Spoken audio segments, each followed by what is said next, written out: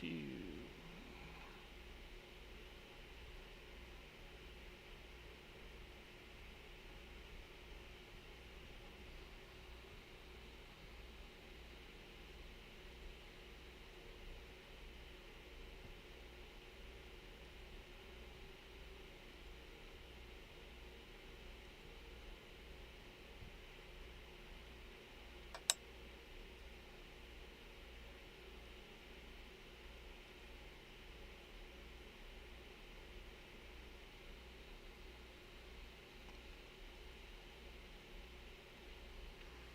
All right, it is Sunday, 4 February 2024.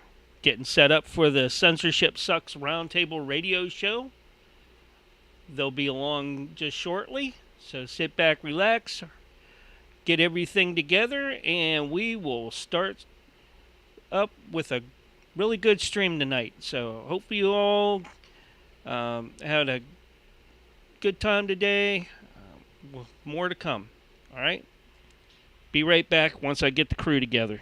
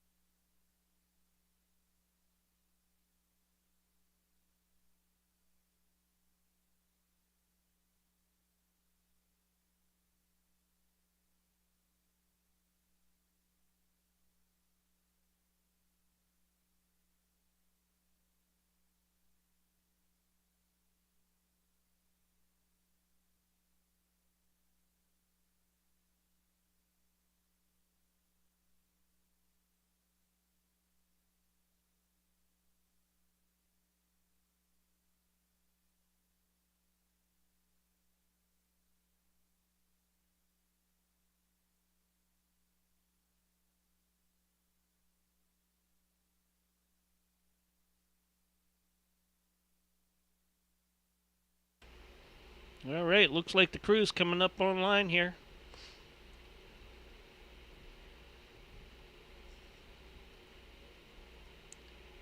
going on. Do do do do do do do do do do do.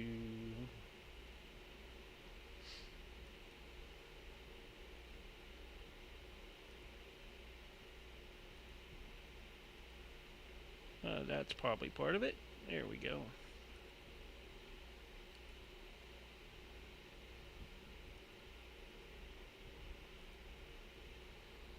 Hello, hello, hello.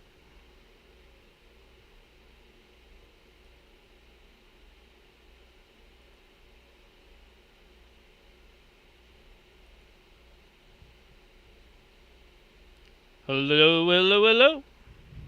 What up? How's it going, man? Going good. How you doing? Doing good here. So far, so good. All right, man. That's what I like to hear. I prefer good news over bad news. I've decided that. Yeah.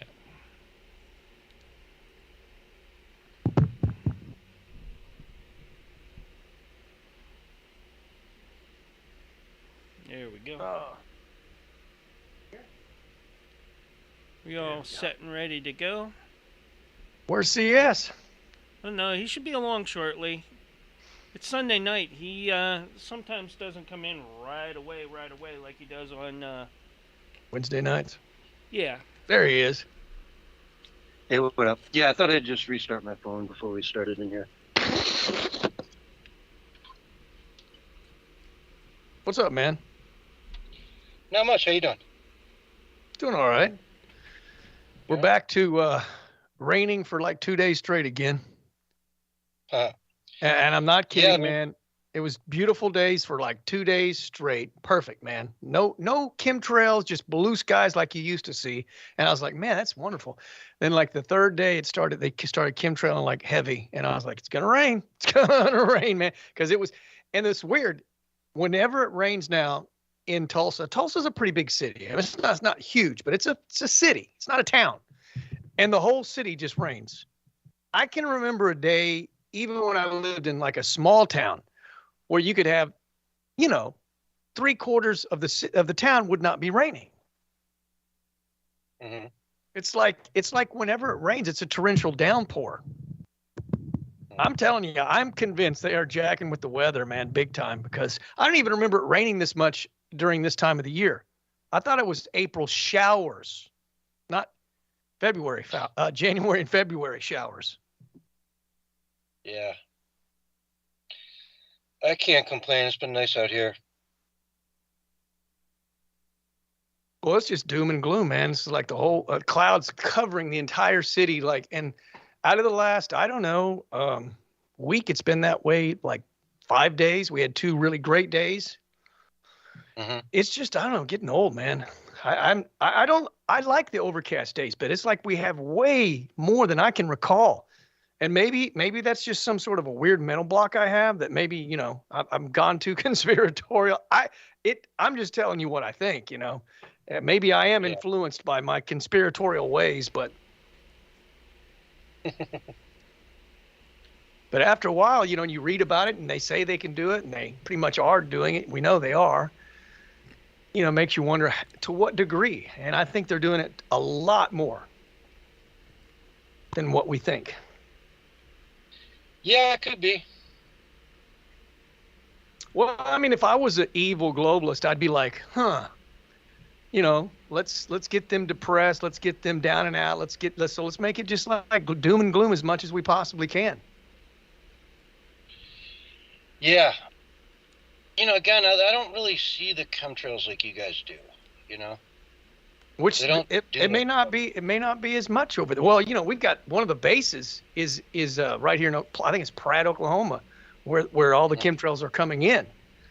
The lady that chemtrails talked about that worked for the Army and the military, she's the one that flagged it to her officers, and they ended up taking her child away from her and said she was crazy. And they told her to stop asking questions because it was not labeled. And that was her job. It was to, whenever toxic chemicals came in, it was her job to investigate. And she's still going around speaking even to this day. It's been, I don't know, at least a decade or more since she's been doing that. She did get her child back, but they took her child away from her and said, you're mentally insane. They've done that to other people that have said there's chemtrails in other nations. when Bush was president, they did that. I forget what nation it was, but they put a guy in a mental institution because he said he believed they were geoengineering. And so they put him in a mental institution for real. Like, man. And the guy was totally, completely sane. I mean, as sane as you can possibly get. And then, of course, they wanted to drug him on top of it. And he refused that as well.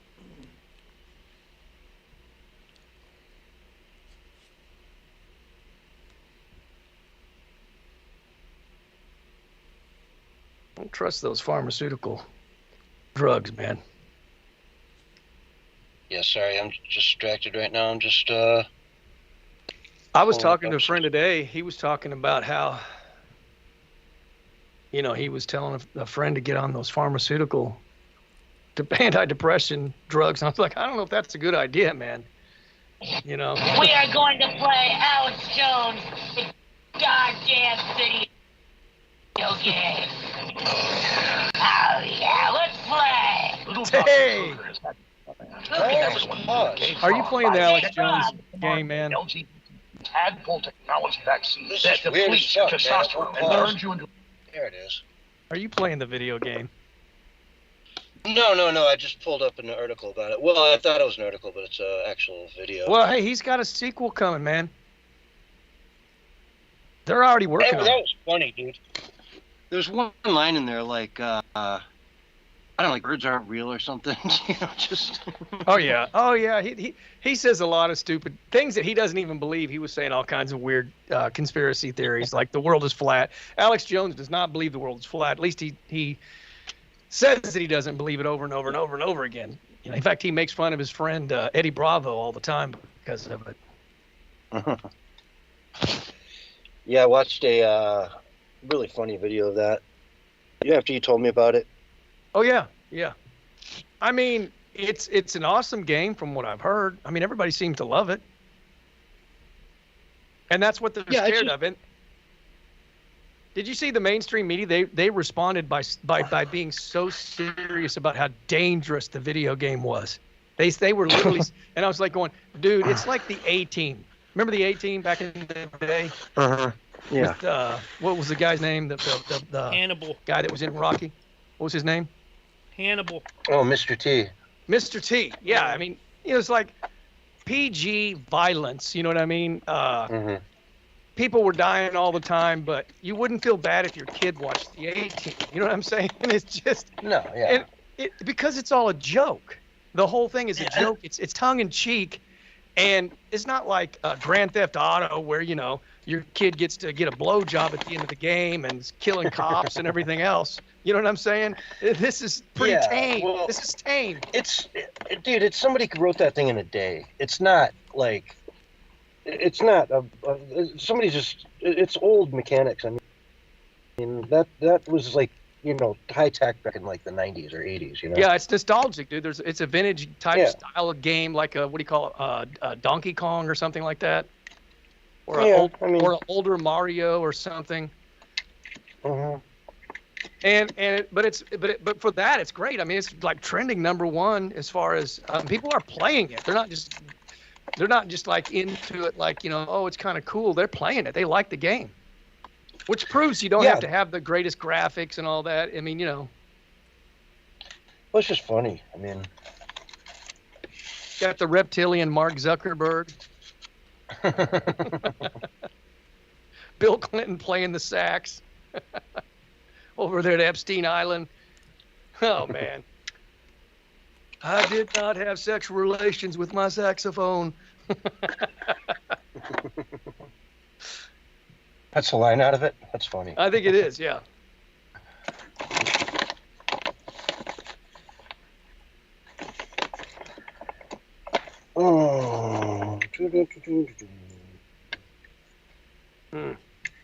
Yeah, so I can't wait to see the next game. I mean, dude, it really is happening, man. Let's just admit it. The parallel economy is happening.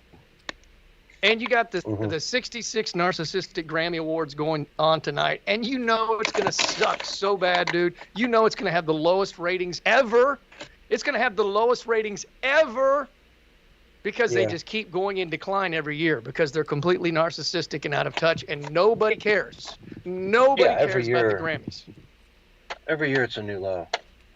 Yeah, and it's funny because I start hearing some of these celebtards actually admitting, I've heard them say it like out of their mouth, saying, "Well, we might not be as popular as we used to be." It's like, really? You just now figuring that out? Yeah, because you're fucking shills for the Democratic Party. Yeah. And you're a doofus on top of it. They're doofuses. They have no backbone. They have no backbone, and that's what's pathetic. They're pathetic and weak, man. Well, that's the problem. I mean, they insult half the country, so I mean, you got to have some backbone to the country on a daily basis. You know what I mean? It's just. Well, it's not hard to go along with the establishment because they've got all the money, the power, and so they're siding with that versus we the people. And that's what I call weak. But I mean, it doesn't take much when you've got because look, if they were to go against that, they would be biting the hand that feeds them, and they're not going to do that. I would, and other people have, and it's cost them their career. James Woods basically doesn't have a career because of it. Yeah, and he's an Oscar nominee, like a 2-time Oscar nominee, Emmy award-winning actor. Woods. Dude, he's James friggin' Woods. He's like one of the best actors ever, you know? Exactly. He's had some of the best roles. Like, my God. Which just proves they don't care about, the quality of the actors. They just want people that will just go along, man. Mm-hmm. I mean, look at the caliber of the talent. It's getting worse and worse and worse. Like I tune into it and I go, oh, that's terrible. And I saw some new trailer for some new Amazon movie. Mr. and Mrs. Smith, maybe. I don't know. It looked terrible. They all look terrible. They all look awful. I mean, I wouldn't even probably watch them if I was able to watch them for free. Because they just suck, man. Yep.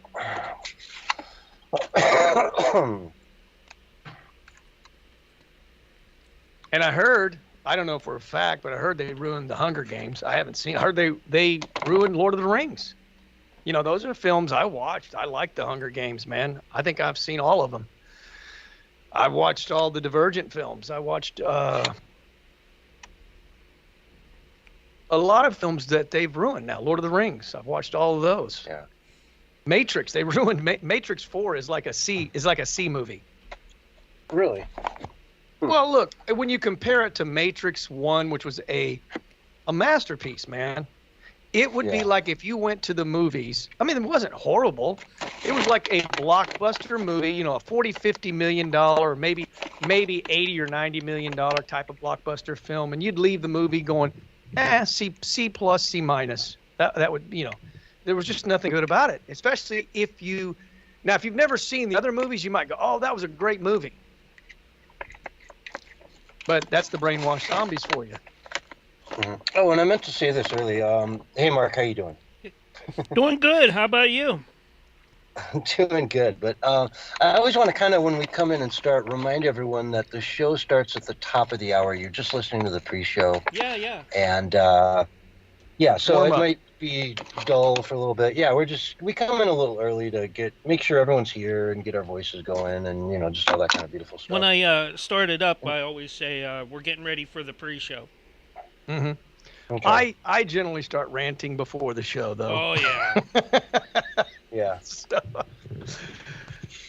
Where's Yo? There she is. Okay, beautiful. You just said it, and right it was like, time. Bam, she appeared. Hi, Yo. She's got her mic off. Mm-hmm. I'm reading sign language, and she's saying hi back. I was saying we're connected, and hi, I missed you so much. Aw. Well, I had a good time. Well, I'm glad. I mean, gosh, I don't know if I've ever done a show without you, so that's been a long time. Like 5 years, maybe? I don't know. Aren't we coming up on 5 years? Yeah. Probably. I think we're coming up on the beginning of year 5. And I don't ever really recall you taking shows off. Yeah, I haven't really. I think there was one time I had a really bad toothache, and I was here. I just couldn't talk. Yeah, I so remember. You guys just took control. Yeah. Man, we've been through some times. Yeah. Good times. Let the good times roll. That needs to be in the playlist, man. I like that song, The Cars. Let the good times roll. He's dead, you know. Let the good times roll. Yeah, I know. I think almost all of them are dead. Rick Ocasek is dead. Benjamin, whatever his name was, died a long time ago. Hello, everybody out there. Thanks for joining the pre-show. Apparently, Rick Ocasek was not a very good husband, according to that supermodel. She was also he was a abusive, princess. I guess. Princess or duchess or something, too, of a country. Yeah. I don't remember what her name is. She's in her 50s now, but she still looks very elegant and beautiful. And she seems like she's like well-grounded for that industry. Not saying they're all not well-grounded, but a lot of them are not. It's just anything. A lot of people in that business are not very well-grounded. You can't be in Hollywood and not be affected by it unless you're just super strong. Yeah, the rules Unless you're James friggin' Woods. Exactly. He's got backbone, man. Let's give it to James. Let's give it up for James Wood tonight. Woo! James, I know you can't hear us, but Yeah. You might be listening to the pre-show. You never know. he could be driving down the road just by accident and hear it. Yeah. He's lurking He calls around in in. Rumble. Rumble. That's it.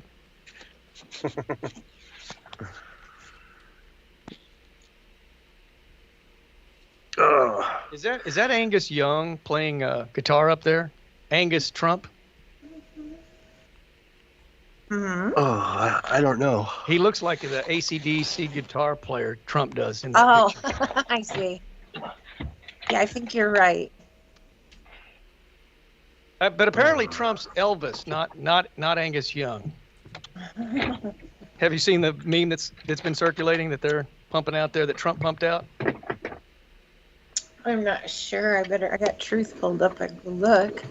He's got this meme that he put out, and it's all over X today and yesterday, where he split his face with Elvis's, and he goes, "What do you think? Do you think I look like Elvis?" And there is some similarities there, But everybody was pushing it because, how the left was saying, we've got Taylor's, got all these big names behind us, as if that's going to help them when nobody cares about celebtards. Really, I mean, there's only a small percentage of people that, I could back this up by the facts too. Did you know that like in advertising that companies do better when they don't hire a celebrity? Did you know that? That's a fact.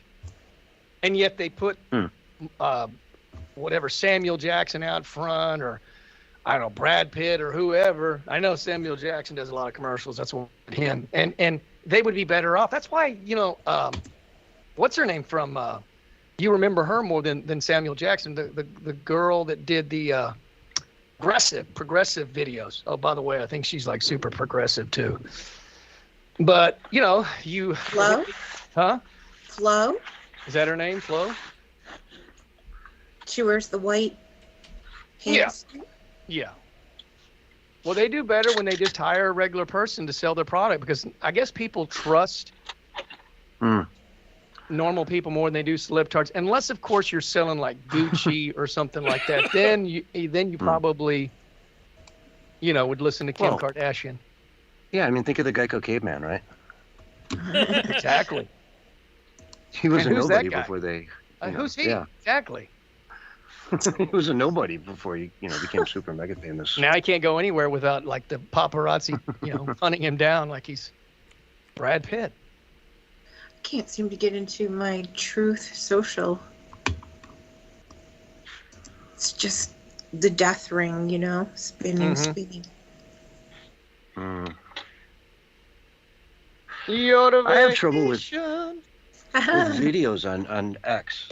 Videos on X for me are like, they don't play. Like they have the worst video servers I've ever seen. I saw a weird video that Elon Musk, just before I came on, he posted, and he said, "What would you do if you saw this?"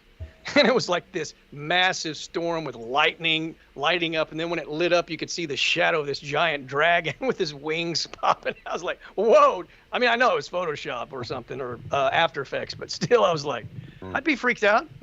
Totally. I'd be, see, I told you this thing was the devil's behind it all. I tried to tell you, but you didn't listen. Now he's up there in the sky. He's the dragon. He's looking down on us. He's trying to kill you. Yeah, isn't there something about a dragon in the end? Yeah. Revelation. The great serpent, the dragon, a.k.a. the devil. Devil in County, Georgia. Lord of the Flies, Beelzebub, Satan, Lucifer. He goes by many names, as Al Pacino said in the film with Keanu Reeves. Oh, yeah. What was that? He was Devil's a lawyer. Advocate. That's the name of that. Yeah. That's it. Yeah. Devil's Advocate. Yeah. That was good. It was one of those movies, though, that if you watch it during the day, it's just like, it's so black. Every scene is like dark, nighttime. Mm-hmm.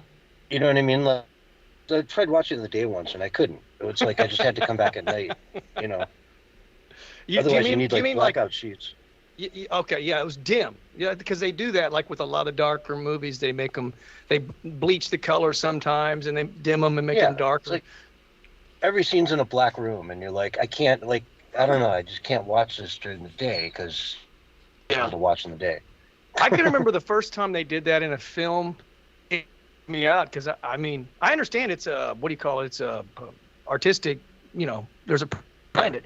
But I remember watching The Crow when it first came out. The one with same thing, exactly. Yeah, it had that bleach bypass look with the darkness, and I was like, man, I felt almost overwhelmed the first time emotionally when I saw it, just because I was like, like every single scene is nighttime and dark, and like it just it's like, and mayhem and murder and chaos, and it was like I was almost like too much. My girlfriend was like, "Oh, it was great." I was like, "Okay," and I guess it is kind of a good movie. I mean, but it's just a little dark for my liking.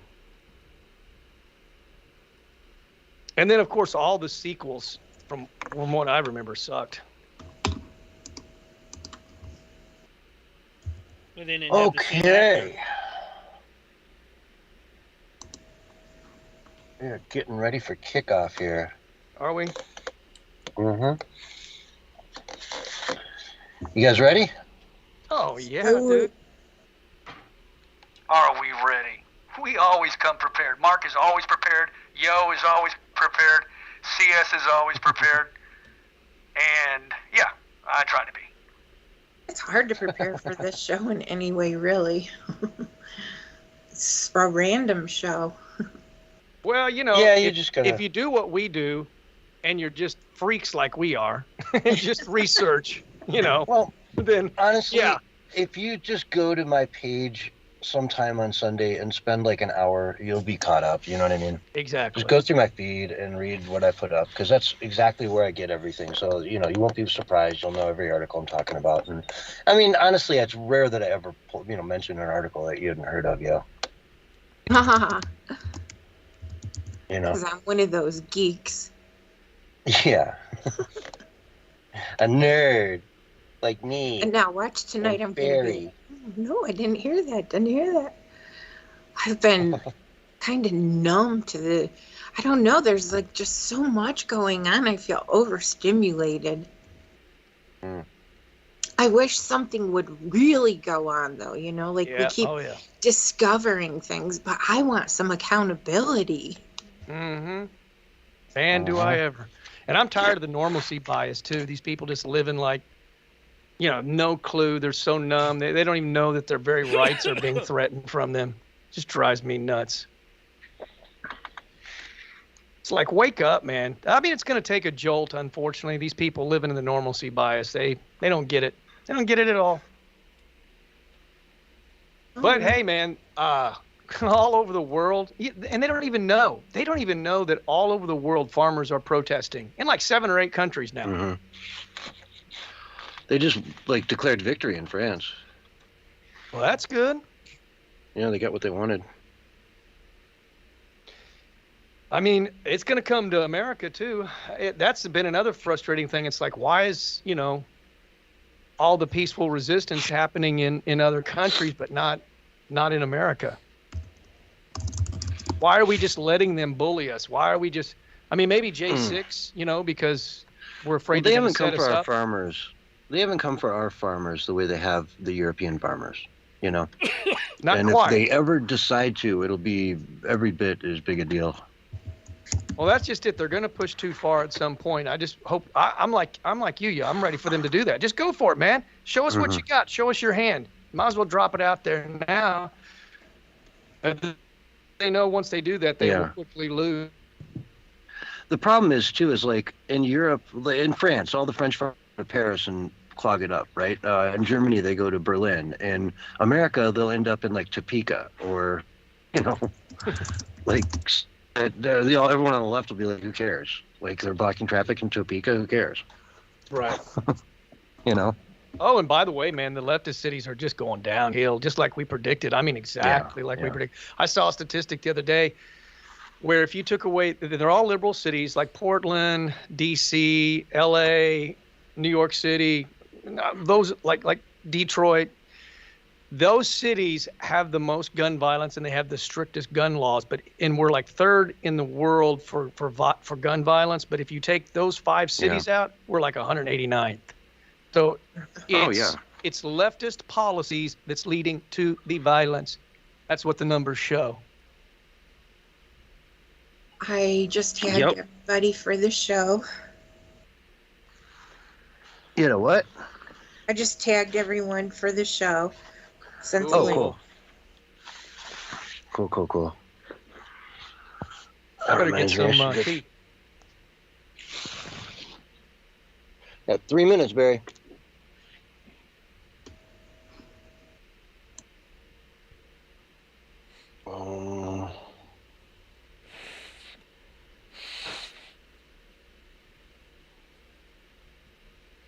So you took off for football, did ya?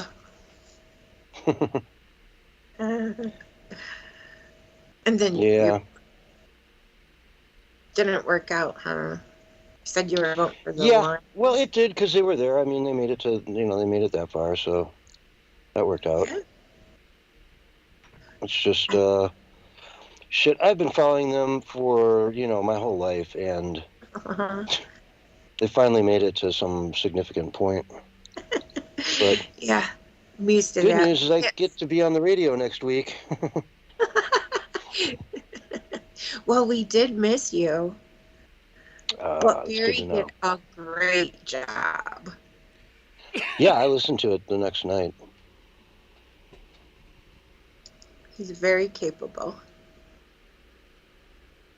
He left to go to the bathroom, and I was like, humana. Oh, did he? Yeah. Well, it was post-show. Oh, okay. Here it is. Here it is. Let's see. Go to here. Mic check. Woohoo! There he is. Today in the fake news, we have the 66 Narcissistic Grammy Awards, and the winner goes to... I don't care. Ding, ding, ding, ding, ding. That is correct. You collect $200 and move to the next space.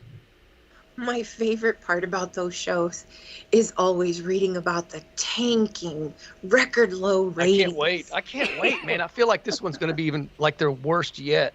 Maybe they'll finally get this signal that they're not popular anymore. And that's the funny thing. It's like last year was their record low, and then this year is going to top their last year. I hope so. Man, I hope it just gets worse and worse. It's the best thing that can happen for our parallel economy is that they continue to tank, because that leaves the door open for a replacement. You know what I'm saying? Mm-hmm. Yeah. And I would bet that most of the Holly weirdos would not cross over to the other side. There'd be a few, but you know how they are. Oh, yeah. All right, They you got don't know 30 how to face seconds. defeat, man. 10? Damn, I just had. 10 seconds? Ah, here it is. Did you say 30. 10 seconds?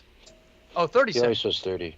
Okay, but Never I know. says But we're 10. not always. Sometimes he goes 5, And 4. here is your countdown. Sometimes he does. 5, 4, 3, 2, 1, and you're live and on the radio side right now. Hello and welcome to the Censorship Sucks Roundtable Radio Show Sunday Night Edition, where we hang out, have fun, and talk about everything going on in the world with my two good friends. We got with us Yotivation Nation tonight. How you doing, Yo? Great. Welcome back. We missed you last week. And of course, Bullhorn Barry. How you doing, man? I got the bullhorn ready just in case. All right, man. You always bring it out in the beginning. You rarely bring it out in the show, though, man. We need to hear that more on a regular basis throughout the show, right? More bullhorn. We'll see. more We'll see. bullhorn. It's got to be worthy of the bullhorn. You know, sometimes I just want to pass it to you because you're so good. You know, you're so good at ranting. Let's get more Bullhorn trending on X, okay, folks? More Bullhorn. If you see that trending tomorrow morning, we know that the people want it. Sure, Anyway. right up there with Oprah Winfrey tomorrow. We had an interesting week, and I want to start out with this one story. Reading from Gateway Pundit, watch female CNN anchor left speechless after their legal analyst or law enforcement analyst, whatever, just makes a statement. Let me read the statement. Quote, and I'm looking at the dates that their arrest started, which is probably close to when they got here. He's talking about illegal migrants that were in New York. They've only been here a couple months, so what the detectives are telling me is they have crews that operate in New York, do all their stealing, then go to Florida to spend the money and come back. And I'm like, why don't they just stay and steal in Florida? They said, because you go to jail there. Because in Florida, you go to jail if you steal. Mm-hmm. So these people operate up in New York City, but let's face it, it's winter, it's cold up there. So boom, they hop on a plane or do whatever, go down to Florida, hang out, spend the money till it's gone, and go back up to Florida and do the crimes. Now, this all was sparked by a horrific event that occurred earlier this week. I think it was like last Saturday night or maybe earlier this week, let's say, where about 14 illegals beat up 2 cops in Times Square. And about 5 of them were arrested. 4 of them immediately got out. And there's photos of them basically flipping everyone off as they walked out of the courthouse or the jail, giving all the reporters the bird, right? I found a great meme of one of these guys standing there with both his fingers up and Joe Biden standing behind him, pinning an award around his neck. And, of course, that's not real, right? We don't want to be fake news here, but you get the sentiment there. And what it shocked everyone is that you can beat up a cop and get out in a few hours with no bail. No problem. Date, whatever. These guys don't care. They got apparently got on a bus and headed out to California. And the city of New York is just outraged. The whole country's outraged that New York City's finest are getting beat up by illegals right in Times Square, and nothing is done about it. They walk out the door. So even CNN now is starting to realize that, hey, wait a minute, we've got a real problem up here in New York. Why do we let them out of jail? Why do you let them out? Florida doesn't do that. Texas wouldn't do it. So many other states would look at that as suicide. But the liberal DAs, we talked about George Soros funding all these DAs across the country, putting all this money into cities and towns where, a DA, you can run for DA with $100,000 and win and outspend your opponent because it's a district attorney. It's not the governor or the president or something. It's a district attorney. So George Soros said, hey, there's a thumb and exploit. I can put the money behind these campaigns for super radicals and watch as they burn these cities to the ground. As their policies destroy these cities, we can watch, laugh, and just get ready for the ultimate of America, which is his final and ultimate goal, so that he can trade the currency down to zero and make $1 trillion. So, I don't know, man, what was your reaction to this motivation? I'm sure you were all over this story. Well, I just go back to their illegals, and that's illegal. They shouldn't be here. They're taking away from our children, from our citizens, from our veterans, and there's no repercussion, no consequence. They don't have to show ID. I mean, everything's getting handed to them. Joe, I call him Joe Bribin, or the illegitimate usurper, is aiding and abetting a foreign invasion on our own soil with tax dollars. And I don't understand why something being done about it.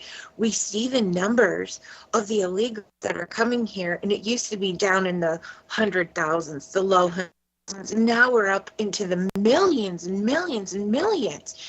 We can't sustain that, and it is going to impact on our future, on our culture, on our, hopefully our Constitution. I think that's what they're going for, the Democrats, to dilute the people who believe in the founding fathers. And do it very specifically and targeted states and targeted districts in a very, very targeted and malicious way that works shockingly to their benefit, especially with census numbers not caring whether or not you are an American citizen when they count you. Right, Barry? Right. Mm-hmm. That's where they'll get their redistricting from, and they'll, just keep trying to manipulate the numbers. And that is their ultimate goal, is for the illegals to become voters. And that's wrong. They want to start out with municipalities, but it'll eventually go into the federal voting, and they shouldn't vote at all, period. Mm-hmm. They shouldn't even be here. I heard one black voter saying, folks, don't you get it? He was talking to the black community. He said, don't you get it? They don't need you anymore. They've got the illegals now. They never cared about you. You were just a pawn to get these guys to come over. Yeah, just this we're week talking we've had 22 million. So that's a pretty big number. At least. And those are all going to be Democrat voters, because why? Who let them in? It was Joe Biden. Mm-hmm. And they're giving them checks. They're talking about in New York now, not a lot, but $1,000 for a family of 4 every month in perpetuity. They put you up in hotels that cost, $7,000 a month or something. Stupid amounts of money that they're spending on people that it would be so simple to say, hey, you can't just come here like that. You got to go back home right at the border. No, you can't come in. Remain in Mexico. Trump had this nailed. He had it fixed. Joe Biden, I read an article. It was about Mike Johnson came out on the House floor and read off 66 policies that Biden has implemented over the last 3 years to tear down border, just get rid of them. And it's shocking. You read this thing, and it's about every week or so, he comes out and does something else that just crushes the border, opens it up, get rid of the barriers, get rid of remain in Mexico, start, flying them around the country to, like I say, it's very specific areas where they're most needed for Democrat politicians to be able to maintain their seats and their districts. And on and on and on. I'm sure you guys at home can think of 10, 15 things he's done just off the top of your head. It goes on and on. You're just talking about the border at this point. That's only one of the things this guy's been doing. And thankfully, Texas is standing up for their own state, but for the Constitution. They are protecting Texas borders, and we need more states. We have 26 supporting Texas, which is wonderful, and you can almost see we got one more now, so we're the majority. Yeah, you can almost see where the states that support President Trump are also the states that support Texas. Uh-huh. The states that give out driver's license to illegals are almost exactly, the opposite of those who are in Texas. Yeah. The left doesn't care about anybody. This is just all about them being able to stay into power, and they're tied in completely with the globalists. So it's kind of a uniparty. The globalists and the left, they're like one party, along with the rhinos. They're kind of joined in that as well. So they just want to keep the power. They don't care about the black community. They don't care about minorities. They don't care about people that are in poverty. I mean, all that stuff is getting worse. The middle class is getting worse. More people are poor. It's not getting better. It's getting worse under Biden. We saw them in Brooklyn take over that high school and basically turn it into an illegal camp for illegals. Exactly. We saw I think it was in Minnesota, they took a community center right in the middle of the black neighborhood and converted it into a migrant center. And, the black folk out in front of there, and I'm telling you, the black communities are going to be the biggest movers, are sick and tired of it. They are getting passed over for the illegal migrants that are coming over here illegally, and they're losing their resources. And it's going to get worse and worse and worse. We saw just this last week, 50 Cent came out yesterday and said, Biden's no good. I'm not voting for him. We saw Charlemagne the God come out and say, hey, not supporting Biden this time around. Snoop Dogg did the same. And was it Ice Cube, or there was another rapper as well that came out and said he's The Rock. It was The Rock, right? Yeah, but I don't think he's going to vote. He may vote for Trump, but he won't come out and give his support to Trump. That dude is an establishment stooge, 110% all through. Well, Michael Rappaport came out. Michael Rappaport is, if you don't know who this guy is, man, he's like the most obnoxious, ratty, nasty dude you've ever seen. He just comes out with his filthy mouth and spews garbage all the time, and he's every name in the book. He did it for the last 4, 5, 6 years, just every day. He calls him Pig Face Trump. No, Pig DIC. Okay, well, yeah, right. He calls him that, and he says, I'm about to vote for him because Biden's so bad. And he specifically mentioned New York City because he's from New York, and the cops that got beat up by the migrants, and also the Israel situation. He's like, those two things alone, there's no way. I'm done with this guy, and I'm ready to go for someone I hate his guts, but I'm going to support Donald Trump. I just watched that video that you're talking about, I think, right before we came on the show, and he was talking about how New York City may not be the greatest city in the world anymore. Because first he said, this is happening in the greatest city in the world, and then he kind of checks himself and go, well, maybe it's not the greatest city in the world anymore. And it's not. It's basically near fallen, if not fallen already. I've talked about that for like almost a couple of years now, how it's been on the fast decline. So at least he's having some revelation. I mean, I can't stand his obnoxious mouth still. I mean, still obnoxious. Yeah. He used to be an actor, and now he's like an ESPN announcer. If you don't know kind of what his background and history is. And I mean, when we talk about all of these, people who did support him and are leaving him, and then we wake up and we find out that 97% of the people voted for Joe Biden in South Carolina, and then in the previous New Hampshire, I believe it was, that he was a write-in, and he got, one with an amazing amount of write-in votes. I just can't believe that. Well, he's running on so, who else was even on the ballot? That woman, the crazy lady that I probably won't. Mariam Williamson? Yes. Yeah. And then the distinguished latecomer, which I don't recall his name. But she's interesting. She's been on Tim Pool's podcast in the last month or so.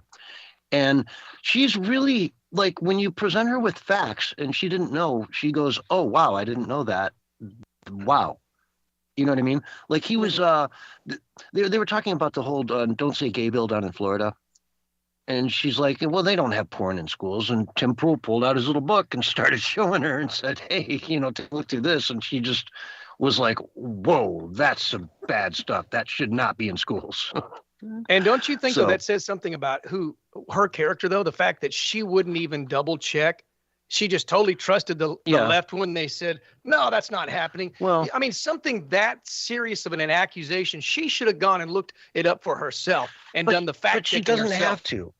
She's got her staff, Well, she's running and for she's got president, she CNN, should. and she turns on Morning Joe and trusts him. And, that's the thing. They think they know because they hear Morning Joe and The View. She watches The View every day, and Oh, man. they think it's ridiculous. So that's her research. That's her way of doing research, which, granted, if she just opened up Breitbart once in a while or Gateway Pundit, and, boy, you'd be kind of shocked what you see there. It's a whole different world. Mm-hmm. It's like what we cover here on the show. We cover a lot of those, alt news sites that don't toe the line that the mainstream media does. And so, folks, this show is decidedly different. You get a whole different side of the news than you would by listening to really almost anyone out there. That guy that's running against Joe Biden, which I don't recall his name, the latecomer guy, he actually went to a MAGA rally, and he was in disbelief at how gracious MAGA people were because he listens to the left. I think a lot of people would be, it's just a TV lies.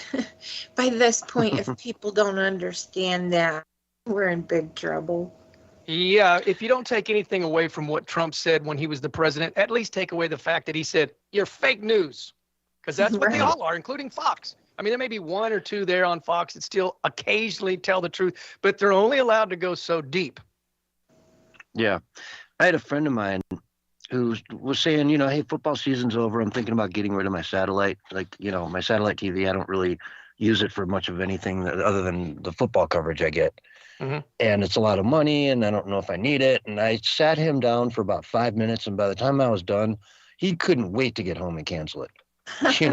Awesome. I'm like, dude, you're sending money to CNN. You're all these people that are lying to everyone. You're paying their bills. That's the problem, man. You never watch them, sure, but you're still paying for it.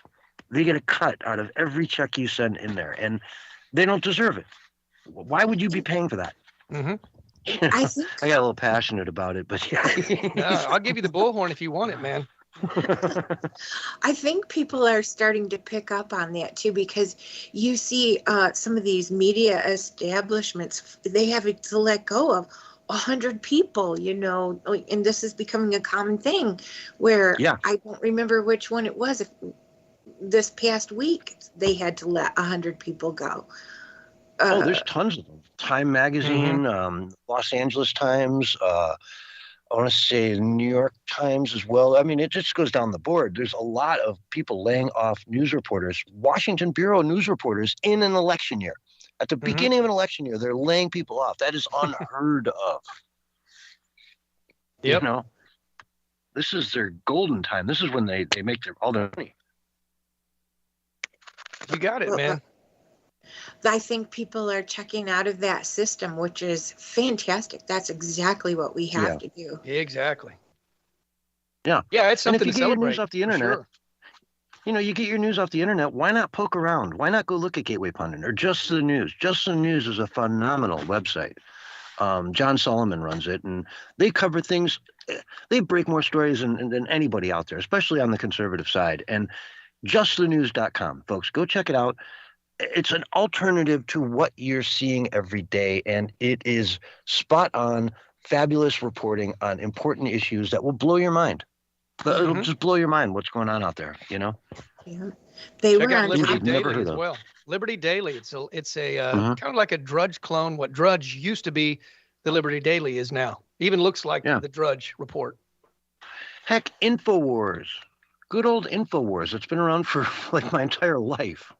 You know? 30 years almost now. At least, yeah. And he's been hitting it on the head for so long, he doesn't even know what it looks like to miss. Well, Sandy Hook, maybe.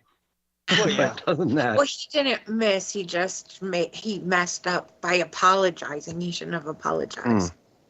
Well, he withdrew from his position on that almost immediately anyway. Paul Joseph Watson, I remember when he was talking about it because I watch his show daily. And Paul Joseph Watson was saying, man, you need to back down on this. You need to back down on this. And he took his advice. And then he, retracted what he was saying. But he was listening to that guy that made the manuals and the, how to handle a crisis, where a school is attacked. What was his name? Wolfgang something or another. And he was an expert. So that guy kind of had him, going into Alex Jones overdrive because he was giving him all these facts about how they did not follow protocol at all. And that part is true. There's a lot of things that maybe they were covering up or they just were sloppy about, but people did probably die, but it may not be exactly as we were told. Yes. Mm-hmm. That's how I feel like with the false flag. People think false flag, that means it didn't happen. No, that's not what it means. It means it happened. People could have died, but it didn't happen for the reasons they said or by the people that they said. If we haven't learned anything, we should know by now that our intelligence agencies have been weaponized against we the people. They are entrapment specialists, and that's what they've been doing for so long with so many of these, what we would call mass shootings or false flags. There's patterns, and there's been so many of them. Again, by now, people should be catching up and realizing that they are instigated so that the FBI can remain, and I call them the FB lie, can remain relevant. And so they can keep their power, can keep hiding the truth and entrapping the innocent. In almost all of these recent mass shootings, and even the one with the guy that just killed his dad, decapitated his dad and stuff, right. They were all being watched by the FBI, but the FBI did nothing about it. In fact, when they got into trouble, they basically got a spank on the wrist. Many times they were interviewed for hours by the police. Nothing was done. These things could have been prevented if they weren't happening in leftist, insane run areas that are lawless, and they don't believe in the rule of law, and they don't believe in any kind of punishment. And that was something that kind of Obama started, and it's just carried on from there. It's gotten worse. Now they just release you. If you beat up a couple of cops, they release you without bail. And like you said, they just take off to another state. Mm-hmm. And let me get into some polling numbers here, because NBC just released some numbers that are kind of shocking out there. The current election right now. Okay, so currently Biden is 60% disapproval and 37% approval. Okay, that is the lowest number of any modern president. So he's worse than Jimmy Carter. And Jimmy Carter, man, people were waiting in line for an hour to fill up their car. He was bad. Mortgage rates were 18%. Shocking how bad. The guy was a peanut farmer from Georgia. Mm-hmm. And he had all the grace and skills of a peanut farmer from Georgia when he made it to the White House. So anyway, worse than that. 73% of the country believes we're headed on the wrong track. Okay. Foreign policy approval, 34% for Biden. Handling of Israel and Hamas, 29% approval. Trump's leading a head-to-head matchup 47-42, right? With independents, Trump is at 48-29%. Wow. With here's some specific areas. Trump dominates Biden on key issues with double-digit leads on the following: securing the border and controlling immigration, plus 35; necessary mental and physical health, plus 23; economy, 22; crime and violence, plus 21; competent and effective, plus 16; improving America's standing, plus 11. Okay, it goes on, and it gets worse. It gets worse. Let's see, on the signature, protecting democracy, which is what Biden's running on, protecting democracy. Biden has a 2-point margin of, he has only a 2-point margin of error lead, 43-41. So on his key issue, protecting democracy, Biden's up 2. Yeah. Let's look at Hispanics. I'm not even sure I believe that, though, but okay.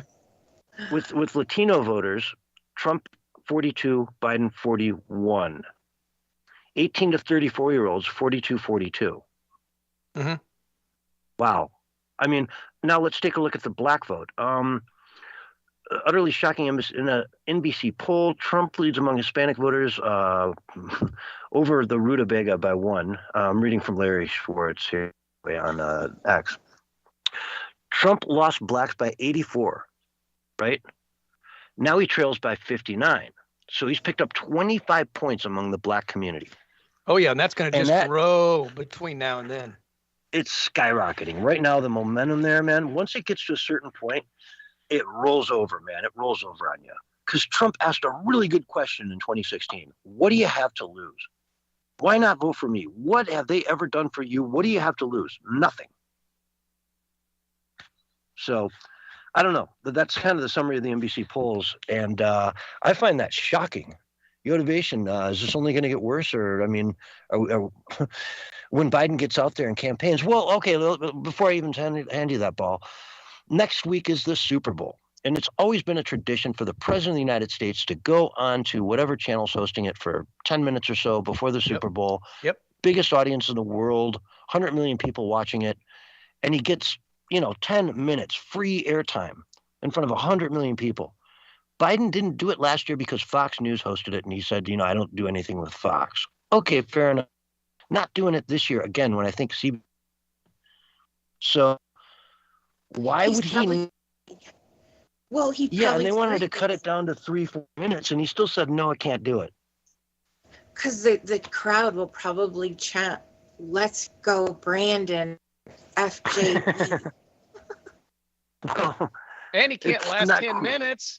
Cognitive decline. Yeah. That guy couldn't speak for 10 minutes, even reading off a prompter. Give me a break. Yeah, I mean, that's not necessarily at the Super Bowl. Everyone can, start chanting at him, but it's typically. I think they would. Well, if they saw that, he was doing that, I don't think they'd even be aware of the stadium. Around the stadium so people could hear their response, a live response, and that's what they can't. Mm-hmm. Yeah, exactly. It's too unpredictable. They'd have to have a massive delay so they could cut away once they started booing him. Mm-hmm. Unlike President Trump, when he walks on the field and it just erupts, in support of President Trump. Oh, yeah. I just don't get this whole Joe Biden and President Trump polling, because I have not seen supporters of Joe Biden. I've seen a handful. But they said that he got, I don't even remember how many, but 97% of the vote. I say prove it. I need to see. I didn't even find any lines, of people in South Carolina yesterday to vote. I looked for video. I couldn't find it. Prove to me those people voted for Joe, especially the ones who supposedly wrote his name in. Mm-hmm. Why would they do that? And I'll tell you, we thought Joe Biden ran from his office, from his basement in 2020. But I mean, if you're skipping the Super Bowl, he's not even going to be out there. He's not even going to be able to do anything. Exactly. And what an opportunity, right? I mean, to that big of a crowd.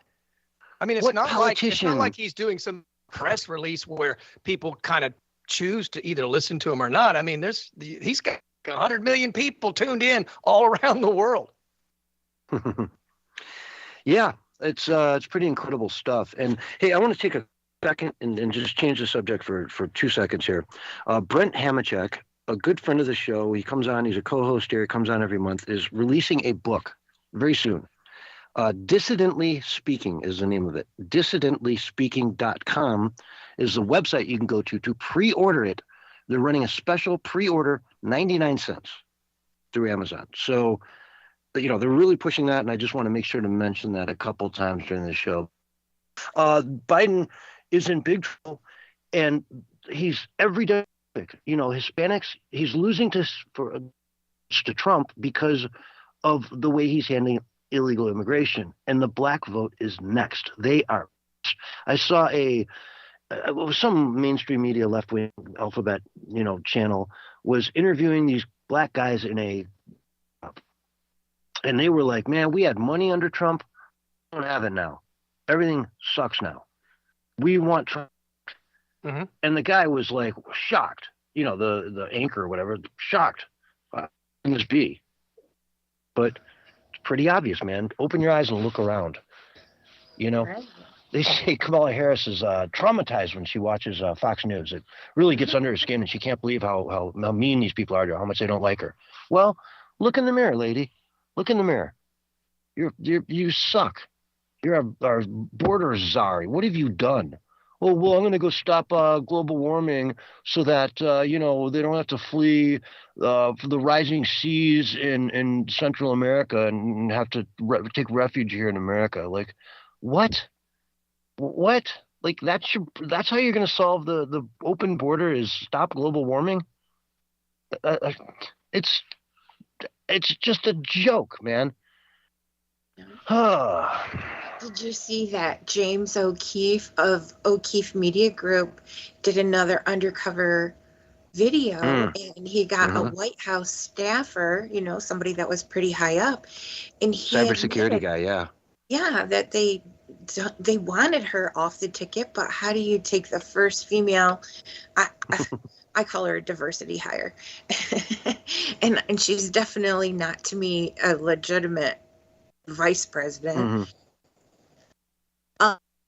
That was their concern, you know, is how do you take her off the ticket? You know, you can't, is what they were saying. And they she especially can't keep staff.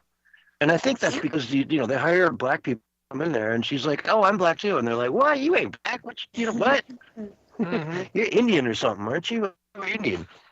Oh, no, I'm black. Just don't tell anybody, right, about the Indian thing. Yeah, no. Got her DNA.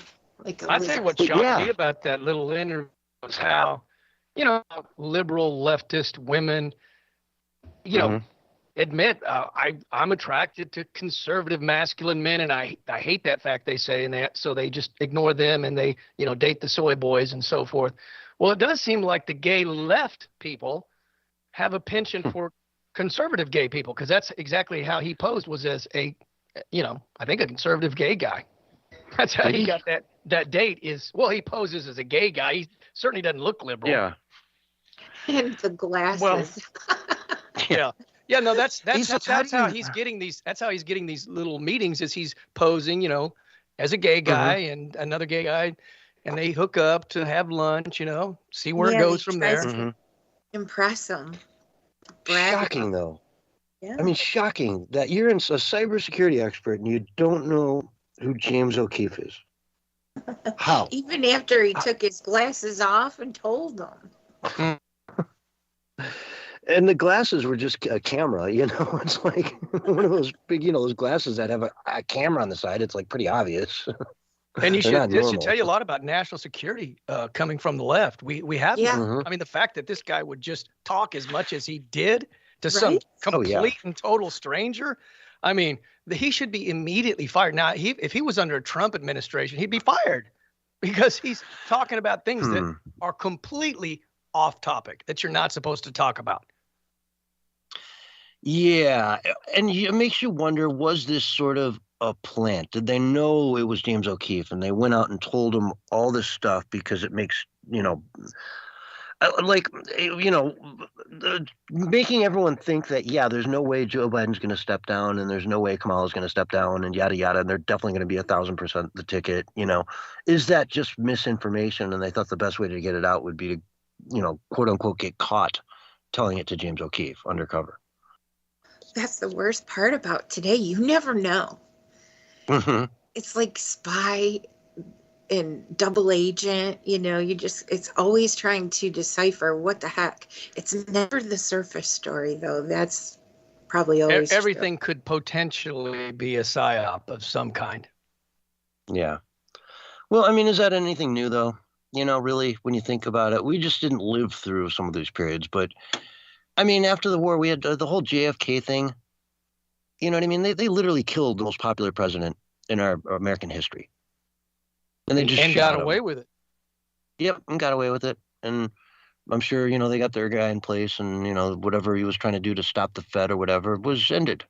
And nobody dared try that again for another 50 years because they saw what happened to him.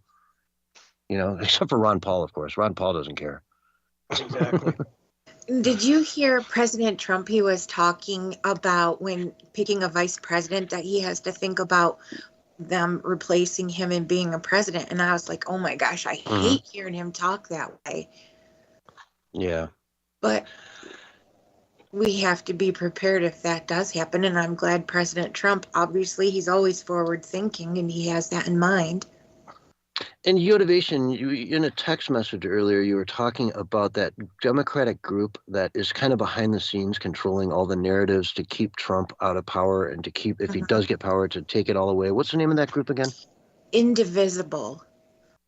Indivisible. Yep, Indivisible. And it's a whole bunch of Democrat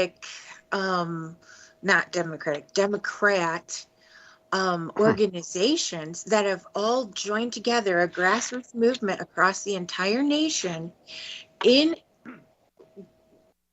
invisible going to fight against President Trump to keep him out of office by any means necessary. And they each have their areas of expertise. And so George Soros also is a big donor to this Indivisible group. And of course, he has all of those liberal prosecutors, which are attacking President Trump at the, this time. He's had 4, 5, 6 of them in different cases. And so they are putting all of their money into lawfare to go after President Trump, and not even in meaningful ways, because we're seeing, as he's going through all of the things that don't make sense, like with the E. Jean Carroll, for instance. Her, 83 million. Jeez. Yeah. Her judge, Kaplan, and her attorney, also a Kaplan, but not related, had a previous work relationship, a mentorship with each other back in the 1990s. And they should have recused themselves, but didn't. And so we're just finding that, there's all these little anomalies with all these different prosecutors. Look at Fannie. Look at the other one, Letitia. Fannie's in big trouble. Yeah.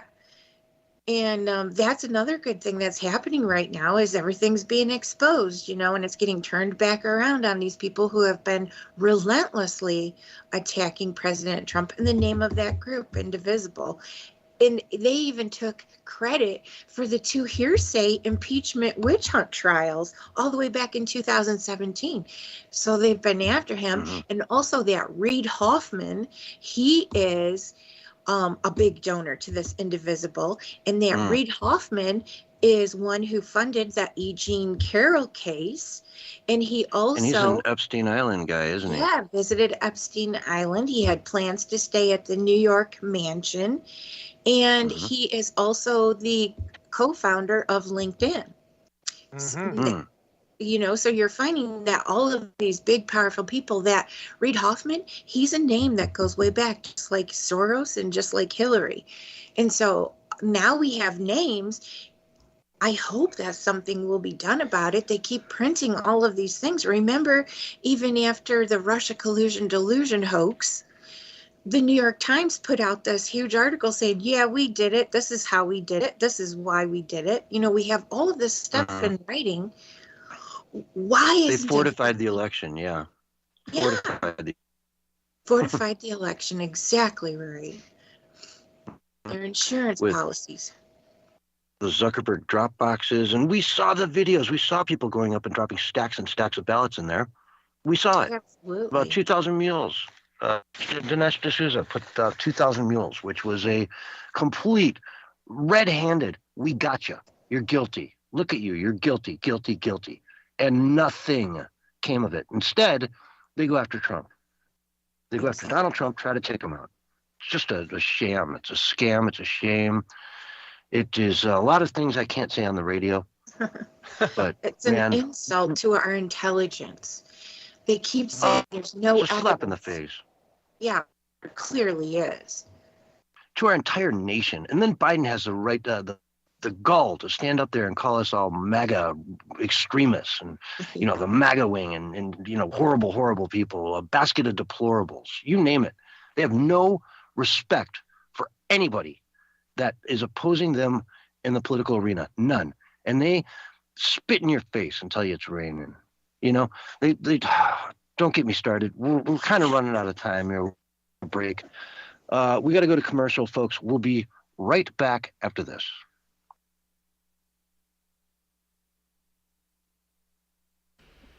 And we are on radio break. I'm sending you a bullhorn, man. You need one. You need one, dude. Yeah, I'm a bullhorn. I'll get you one of those mini keychain bullhorns at least. That you can pull up and just. Yeah. Let's see. We got the 10-minute segment. I got 2 articles I want to get into. Did you guys hear about this company in Hong Kong that got basically somebody deep fake their executives calling one of their people in Hong Kong and asking them to send $25 million to these specific accounts? Wow. And they did it. They did it. It worked. Yeah. The second story is Joe Rogan. You saw his new contract? Yeah, with Spotify. Yeah, $250 million.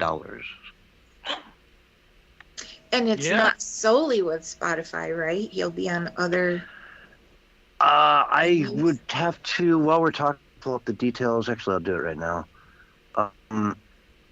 But yeah, I'm not sure.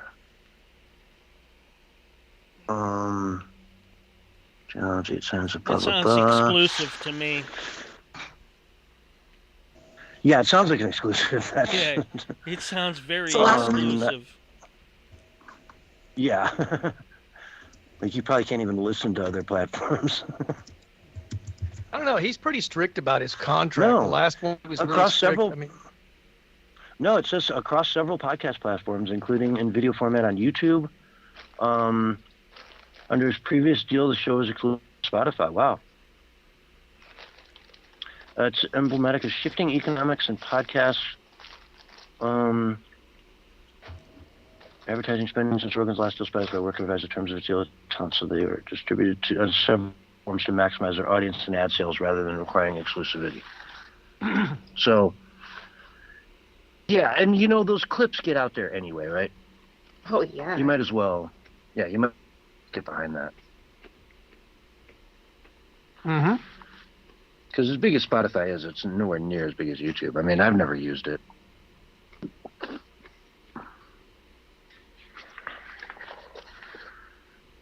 Man. And how many years is this, too, I wonder? Probably a 3 to Neil 5. Young is pissed, dude. Oh, what for now? Well, he hates him. Is he mad at Orange Man again? Oh. No, remember when Neil Young was going to quit? Yeah, he was going to leave Spotify and demand all his music goes away. Oh, yeah, that's right. Well, oh, yeah. Well, Yeah. let him leave, man. Huh. They're such pansies, man. The left is such pansies about everything. They're little crybabies. They can't ever face defeat when they lose. And, it's like Trump said, if I truly lost, I'd gladly, have turned over the torch with, and admit I lost. But he didn't lose. There's no way Joe Biden won. No. And there's no way he can win this time either. I mean, look at the crowds that Trump gets. Look at the enthusiasm. I mean, you can just watch Biden. He goes into restaurants all the time, with his Secret Service, and nobody even acknowledges him. And he went into some union group, I think it was a couple of days ago, and they had to have cheerleaders to try to get people to clap for him when he came in. And they were standing up, and they were waving their hands to, stand up, stand up, stand up, as if, they wanted to stand up for President Joe Biden. They didn't want to. So it was just a horrible response for Biden. I mean, he just walked in there and it was a few people applauding. And then he told some family at the diner that he was at, he told them to vote for Trump. He literally said, vote for Trump, and shook their hands. I couldn't really hear that, but all right, we got the 30 article seconds. said he said it, but CS Gateway Pundit has an article they just put up. Rapper Killer Mike arrested at Grammy Awards 2 days after he refused to endorse Joe Biden. Oh, interesting. Of course, I don't, but yeah, me neither. But whatever. I assume he's a. And here's your countdown: got a few fans out there. 5, 4, 3, 2, 1, and you're live and on the radio side right now.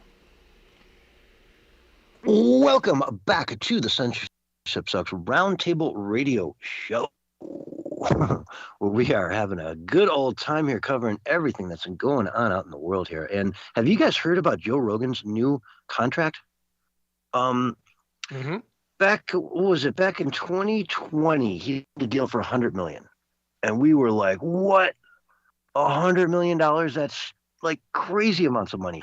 Now, $250 million for the next multi-year term. I don't know how many multi-year means. This article doesn't give a specific about the number of years it is, but $250 million to sit back, smoke some ganj, and just hang out with cool people that come into your, to your experience to talk about whatever they want to talk about. You know what I mean? Wow. Just hang out and talk for 3 hours a day. $250 million. That is stupid money. I mean, it's chump change. I'd say I'm in the wrong business, but I'm doing pretty much the same thing he is. So, hey.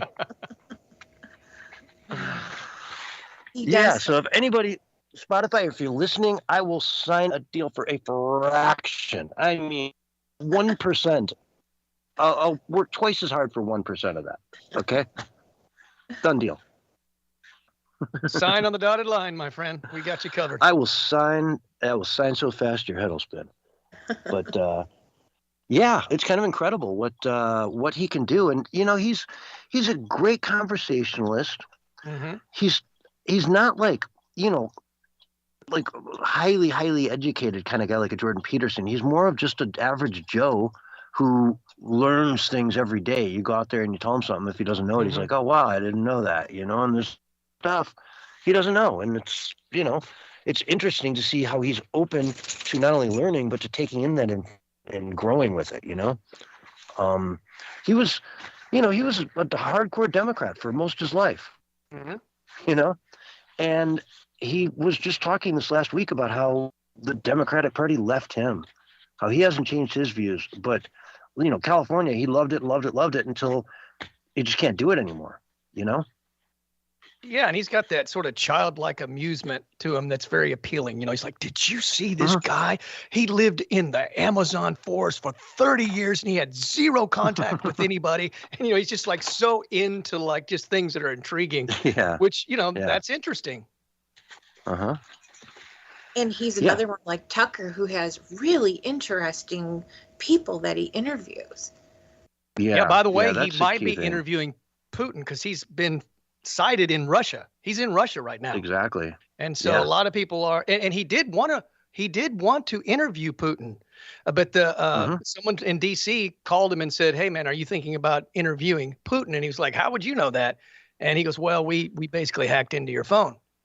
Oh my gosh. He was having conversations with people about, how he wanted to interview Putin. And they were telling him, no, you don't interview Putin. But now that he's freelance, he wants to interview Putin, and it makes total sense because it'll at least be giving another point of view that we haven't yet heard. And to really understand any story, you need to hear all sides, whether you like the person or not.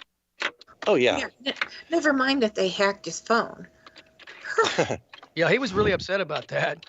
Very upset about that. I guess. Because he said, I haven't told anybody. He goes, I didn't even tell my wife that, he said. Wow. That's crazy. Yeah. Well, yeah, good on him. If he wants to interview Putin, I've got no problem with that whatsoever. That's an interview I want to see. I'll be honest with you. I want to see that. Oh, yeah. Because, it's just good information. He does phenomenal interviews, and why not? Absolutely. Why not? Why not just hear that side of the story? Well, I don't think the government, the Joe Biden regime doesn't want you to hear the other side of the story. The truth. And look, I mean, if 1% of what he says is true, that's 1% that we didn't know. If 99% of what Putin said is a lie, which I don't think will be, but if 1% he told is truth, that 1% could be a big, big, big, big, big, big deal. Yeah. Putin is definitely not on their team. That's for sure. You know, he kicked the centralized banking system out, and I think that the World Economic Forum is not very happy with him. Mm-hmm. Oh, I got another interesting story for you guys. We all know what deep fakes are, right? Yeah. Where you someone's images or a little video of them and you put it AI machine and you make them say things, and you can make a pretty compelling of this guy saying whatever you want him to say. Okay. Now, this is the first of its kind crime that we just learned about the other day that happened in Hong Kong, where a company, head of a branch of a company in Hong Kong, and you get a conference call from your CEO and a few other people, in the organization, and it's a Zoom. You go in there, and it may have been a little clunky, but at the end of the day, you were given very specific instructions to wire $25 million to several different accounts.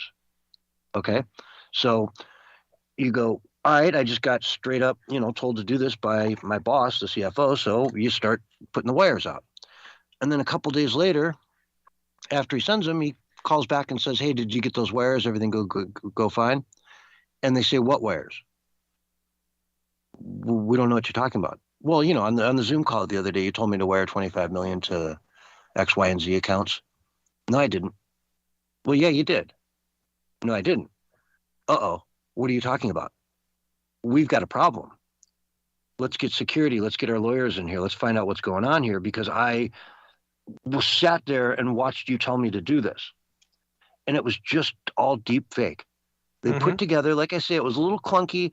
It wasn't necessarily a back and forth is a conversation. It would be really hard to have that sort of back and forth, but he got on there. They told him to do it. They hung up. He hung up, and he did it.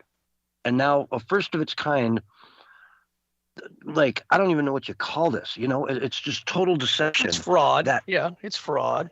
Yeah, $25 million. It took those guys probably the better part of like 4 hours to put that together. You know what I mean? And then play it to this guy, and then figure out how to get into his schedule and get him in front of that, Zoom on this room that he's not going to suspect anything. And bing, bang, boom. Unbelievable. It just shows you where things are going, where really very, very soon in the future, you're not going to believe anything you see. You really won't be able to believe anything you see that's digital. Guy walking down the street, he trips and falls, you say, okay, that guy just tripped and fell. I watched it happen. But if you see it on the internet, you can't trust it. Yeah, they're going to have forensics experts, man, because that's going to be about the only way to detect it. And it could be like we were talking about, a PSYOP. They don't want the people maybe to have this technology. They want it reserved for them so they can use it in unscrupulous ways. I'm not saying it was a PSYOP. I'm saying, nothing's off the table these days. But there's an app called SwapFace. It's so easy, and it looks almost identical. You don't have to have like a super fast computer. You don't have to know all this computer programming and all these different apps and 3D apps and After Effects and Premiere and all these other stuff. You can now just basically put your picture up there or your video up there, and it will swap the face for you. And I think SwapFace is like free for right now, or you get 200 credits. So you could just go in there for free and do it. But see, I think one reason they would want to demonize it is because this is like the perfect opportunity for Republicans and conservatives to do what they do best, which is satire. And they know that satire and comedy and humor, and those are the things that turn the tide and move the pendulum and move the needle towards us. So they don't want us to have this technology. They don't like the Babylon Bee. They banned the Babylon Bee. Remember, they started banning people for satire and saying it was fact-checking satire. How do you fact-check satire? You can't, because it is satire. It's not meant to be true or false. It's meant to be funny. But sadly, it's hard to tell the difference between reality and satire. Now, these days, yeah, good point. And it's getting harder and harder. I mean, the Babylon D has made more predictions. They're not like satire. They're predictive. Like, hey, this is what they're going to do next. They come up with the most ridiculous thing, and suddenly it comes true a month later, and everyone's like, "Wow, that was predicted by the Babylon B of all people." Because that's what they do. They make satire, and the Democrats can't help but just go down the road of crazy to the point that crazy is their reality. And on that note, we got to take a break, folks. We'll be right back after this. All right, we're on radio break. And a lot of people will be like, man, I don't believe that. The government, the Democrats, they're not going to use that technology. Well, they've already used it on Roger Stone. Yeah, they will. They've already used it on Roger Stone, and they changed his audio by saying he was violent. They added a few words. And two forensic experts said it was like 98 and a 96% chance that it was AI. And like a 2 or 4% that it was actually his voice on those two words. They'll use it on Trump. Insert.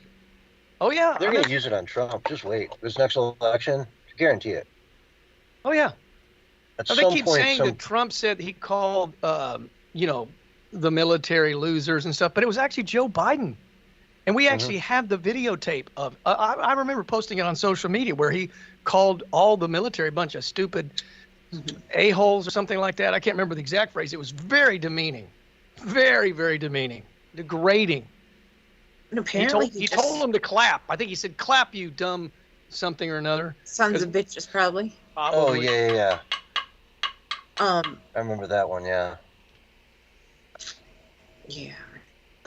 He's just got no at all. I don't even know how they sell this Uncle Joe thing to the public and anybody buys it. I mean, he's yelling and screaming at the staff. He's behind the scenes. He's telling Trump to F off. He's a monster. Joe Biden is a monster in real life. Sure seems like it. Well, I don't know. He certainly likes killing people. All those people in Ukraine and all the wars that are going out. I mean, come on. That never would have happened under Trump. All those missing children.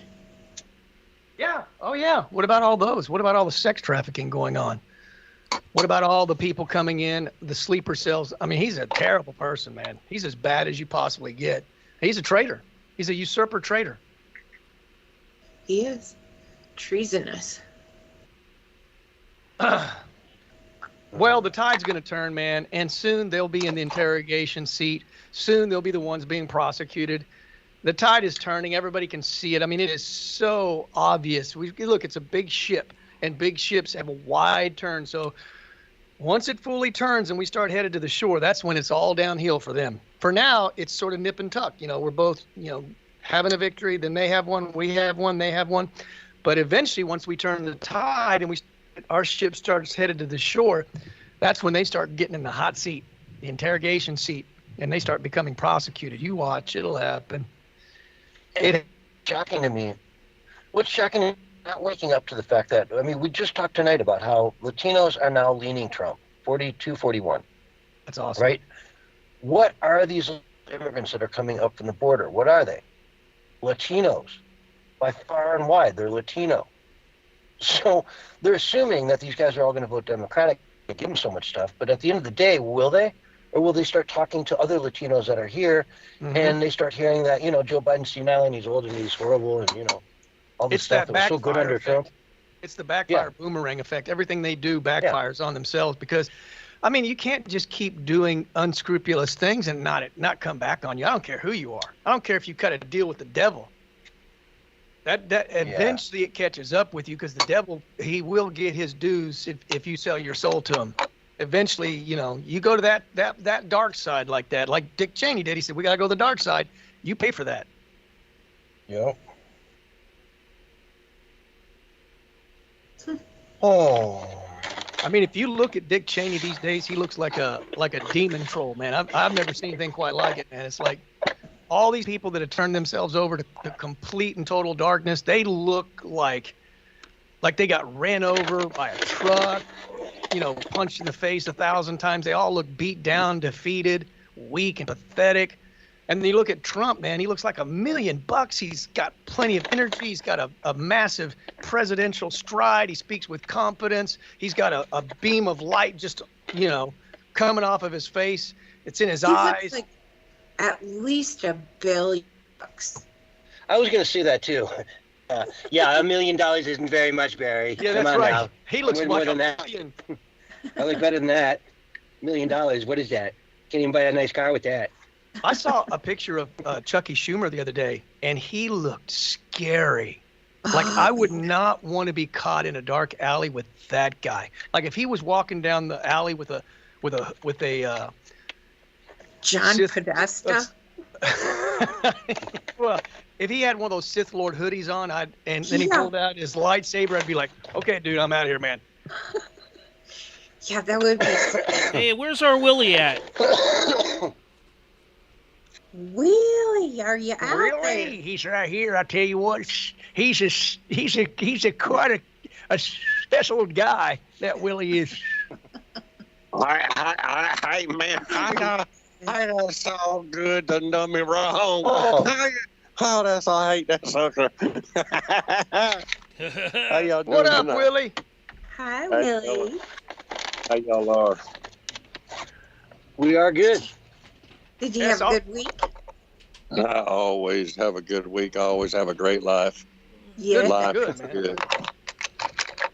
So, Willie, you and Yotivation are coming out here next week now. That's awesome. I'm really looking forward to it. Yeah, that I was just looking. Vacation that was- rentals, Willie. Yeah, that was Yeah. the plan. That was you guys just talking out your ass is what you're saying. Basically, that was just, you never ever had any intentions. And, Willie had his like. Give it- Now. disputed and Well, Get turned me it all on. excited for nothing. It sounded good at the time. We're just going to postpone it. Well, it's Yeah. like 75, if that makes it sound any better now. I mean, Besides that, Yotivation Nation's got a restraining order against me. And he just got everything taken away, so he's got to build back up. Is that anything Yeah, like that's right. a re-education camp, a retraining order where Yes. you're ordered No, to be that- retrained? Yes. Yeah, no, that was that concentration camp that Yotivation Nation wanted to put Willie in because he was having Oh, a you hard can't poor Willie, concentrate. man. Poor Willie. Yeah, you don't concentrate very good. I got to tell you that.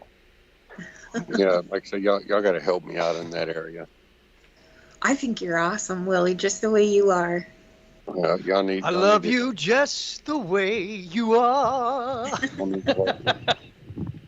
Y'all need to help me remember to bring Aunt Mama Lou in. Hey, don't worry about it. I just love listening to you. I always like freeze. I'm not naturally funny like you, Willie. Nah, you're funny. Come on. Yes, you are. Aunt Mama Lou is. Get out of here. I always feel anxious. What do I say? Willie's still on the train of bashing Aunt Mama Lou's family. Hey, yo, proud white trash family. Mhm. Sharing their false teeth. Then you insult. I love that then you line. insult her talking about her towel being dirty, man. Her bath towel must be dirty. Yeah, it's just terrible. Yeah, I'm just saying seriously. Why do you even wash? Or maybe that was me that said that. I don't know. Oh my They God! don't- they Yeah, don't he have- was like, well, if you take a shower and you wash the towel, and why do you have to take it in your clean Yeah. when you dry off? You know what's funny? Why do you Dude, have to this is wash terrible. This is true. I'm I like- actually, when I took a shower today and I was wiping off, thinking I about thought that, weren't about you? what Willie said. And then I was contemplating it. And I was like, that's really interesting. Oh my! This is- Yeah, I let's was just like- try it for a month and see And how I it thought, goes. I can't believe Willie actually got me thinking about that. And I was laughing. I was like in the bathroom by myself, just laughing. I was like, okay. I mean, seriously, think about it. I mean, it's like- well, what it is, if you like fold it back up when it's wet and then hang it, then it'll start to stink and get bacteria. You have to leave it wide open. Yes. Oh, yeah. But if you throw it in the dryer when it's really, really hot in the dryer, and it should That burn probably off does all it. the mold and all the bacteria. Bacteria. Yeah. Hmm. Well, Anyways, we got every 30 week- seconds, Willie. All right, y'all bring me in. All right.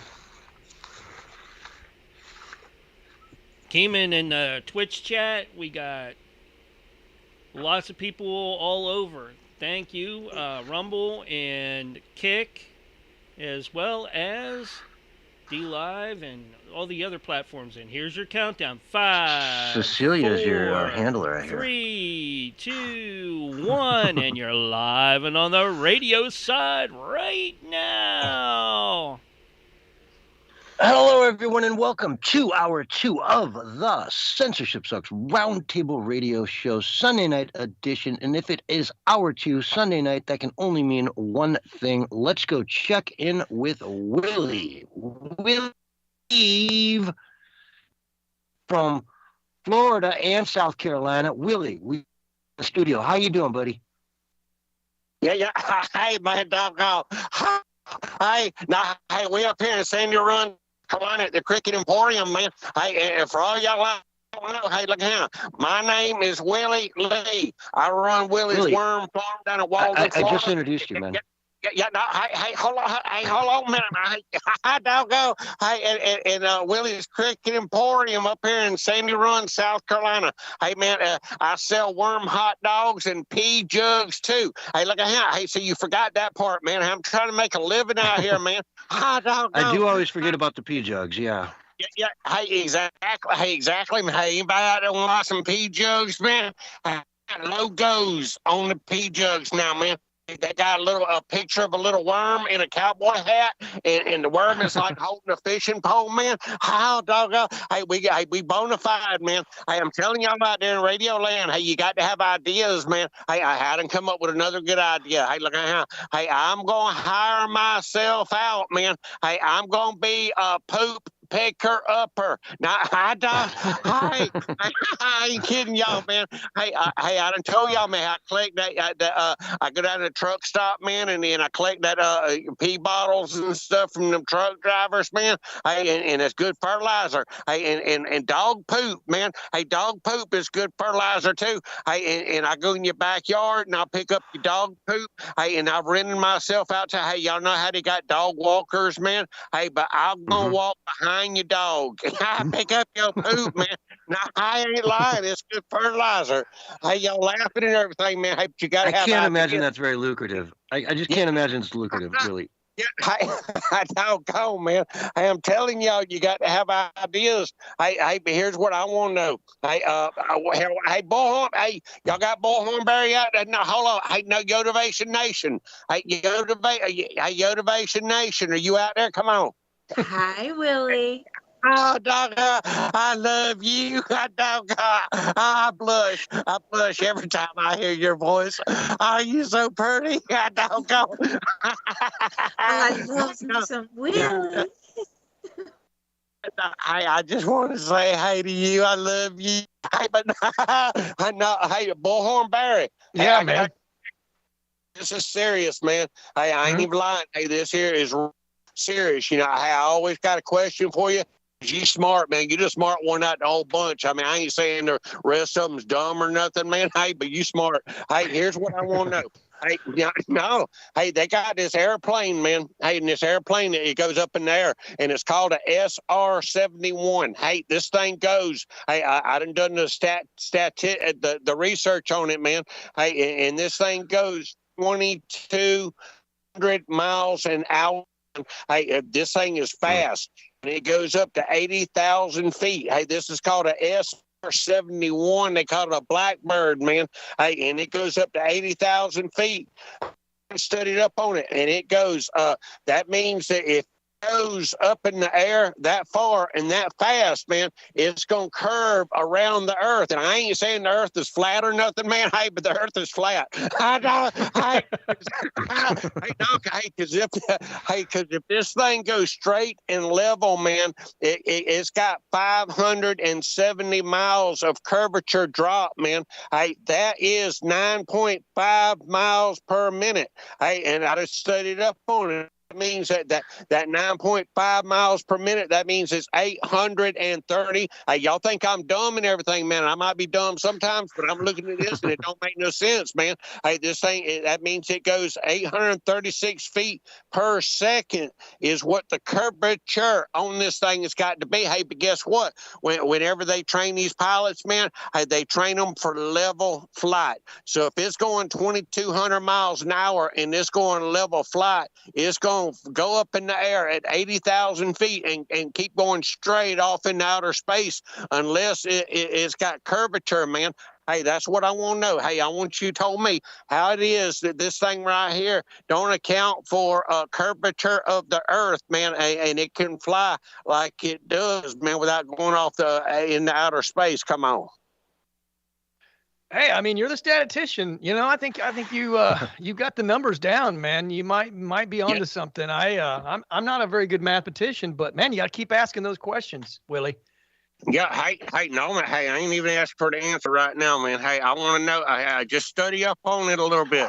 I have one answer for you, though, man. I want you to take the poop that you collect, and I want you to extract the protein out of it and make poop burgers, and you can make a whole lot of money that way, dude. You get the, people get some protein. They can have a poop burger. It'll be cheap and inexpensive, and you can make some extra money. How? So that's good. But now, the way things are right that's now. Not a good idea. I got to run it by Saul Good, man. Hey, it's all good. He Not even got close. approved everything. Censorship sucks. Hey, get a hold of that Saul Good and ask him if we can do that, man. Hey, so for all y'all out there that don't know, Saul Good, he handles all my, he ain't doing a very good job of it because he's a crook, man. Saul Good is crooked as the day is long, man. I'm going to tell y'all. Hey, but now he's supposed to handle all my music contracts and all my radio contracts and all my finances and everything else, man. He got me back. Hey, he put me homeless, man. He kicked me off my own farm down in Waldo, Florida. He kicked me off my cricket emporium. Hey, I snuck in the back way, and that's what I'm doing right now. I'm talking to y'all. Hey, but it's all good. He done crookedized everything, man. He took everything that's why I'm telling y'all a while ago he crooked. But hey, but hey, I can't make decisions like that without Saul Good. Come on. Yeah, well, we can see if we can get him in here. Let me send him a text and see if he replies. Yeah. Hey, and get Aunt Mama Lou in here too. I need to tell her some stuff. Mm-hmm. I want to make fun of her family's one more day. But Willie, I want to ask you a question though, right? Because you're talking about like speed over ground is what you're really talking about. You know what I mean? Have you ever been on a boat where they have your speed, but then they give you speed over ground too? Because sometimes the water's moving, and so you're going 7 miles an hour, but if you're against a 2 mile an hour current, you're really only going 5 knots over ground. You follow me? Yeah, so that's sort of like that SR 73, is it? The one because it's the been speed retired over ground, too. The Air Force doesn't even use it anymore. But yeah, like if you're in a boat and you're in the deepest part of the ocean, wouldn't your speed over ground increase dramatically because you're so far off the ground that, or actually it decrease dramatically, wouldn't it? Because you're now, if you go a mile over the water, it might only be, 3/4 of a mile or whatever, way down there at the bottom of the earth. You follow me? Because of the curvature of the earth, it's smaller down there. And I don't think it'd be that dramatic, but it'd be a noticeable difference if you're on 40,000 feet of water. What you said, man. Hey, Bullhorn Barry's the smart one, man. Y'all figure it out, man. I got some more ideas too, man. Hey, but I don't know if you can get I don't know if you're going to get a hold of Saul Good or Aunt Mama Lou. Hey, but I come up with another idea too, man. This is my idea. Somebody else's idea, but it's my idea now.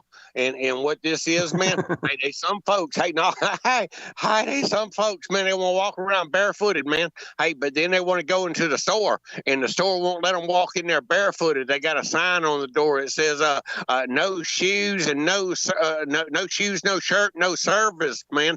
Hey, but you can walk barefooted. You put a pair of shoes on you, man, that ain't got no sole in the bottom of the shoes, and you walking barefooted. People don't know you walk barefooted, man. Hey, come on. Well, that's an interesting concept. I bet there'd be people who'd be into that. They'd be really easy to slip on too, right? Yeah, man. Hey, and I got a video of it, man. Hey, I'm gonna email it to y'all, man, and y'all watch this here video. I mean, but I'm gonna take it and it'd be like my idea. I mean, they come up with ideas, but I'm gonna make it. Hello. Yeah. Hello. This is Saul. What did you want? What did you need me for, Saul? Yeah. This is Saul. Yeah. Hey, Saul, good. Hey, you need that bullhorn Barry, man. Hey, he come up with an idea. Hey, you approved, man, my idea about being a poop picker upper, man. Hey, but he's talking about taking this poop and industrializing it, man, and getting the protein out of it and everything, and making burgers out of it, man. Willie, he was joking. That was a joke. Just see how actually dumb you are. No, that it's a doesn't sound great like idea. a good idea Come on, man. at all. That doesn't sound like a good idea at all. Yeah, no, hey, that's a good idea, man. Don't go. Barry, you were joking, right? No, maker, man. Everyone's got to have deals. Oh, come on.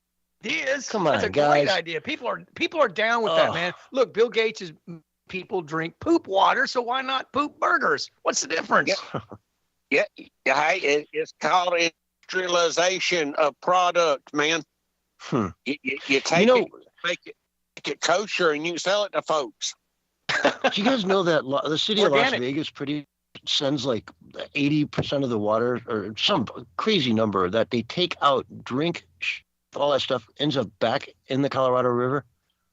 They clean it up, process it, and send it right back out there. They're poo water. They literally take poo and pee right out of the toilets, and they run it through filters, process it, chemicalize it, make it clean, and put it right back in the river for other people downriver to drink. That's all they do with the water you get out of your tap, man. Hey, it's city water, all it is poop water. They take it and clean it up, man. Hey, everybody out there is eating, they drinking poop water. They don't. Hey, but they taking some bleach, they filter it out, man. I seen it done, man. Hey, call it what they call a water reclamation facility, man. Hey, and what they do is all this nasty stuff, man. It goes in this one big old tank, and they skim all the stuff off the top of it, man. It's fertilizer. And then they drain it off into another tank, and by the time it's all said and done with, they're going to call it drinkable water, man. Hey, but it ain't nothing but poop. Hey, y'all drinking poop water, man.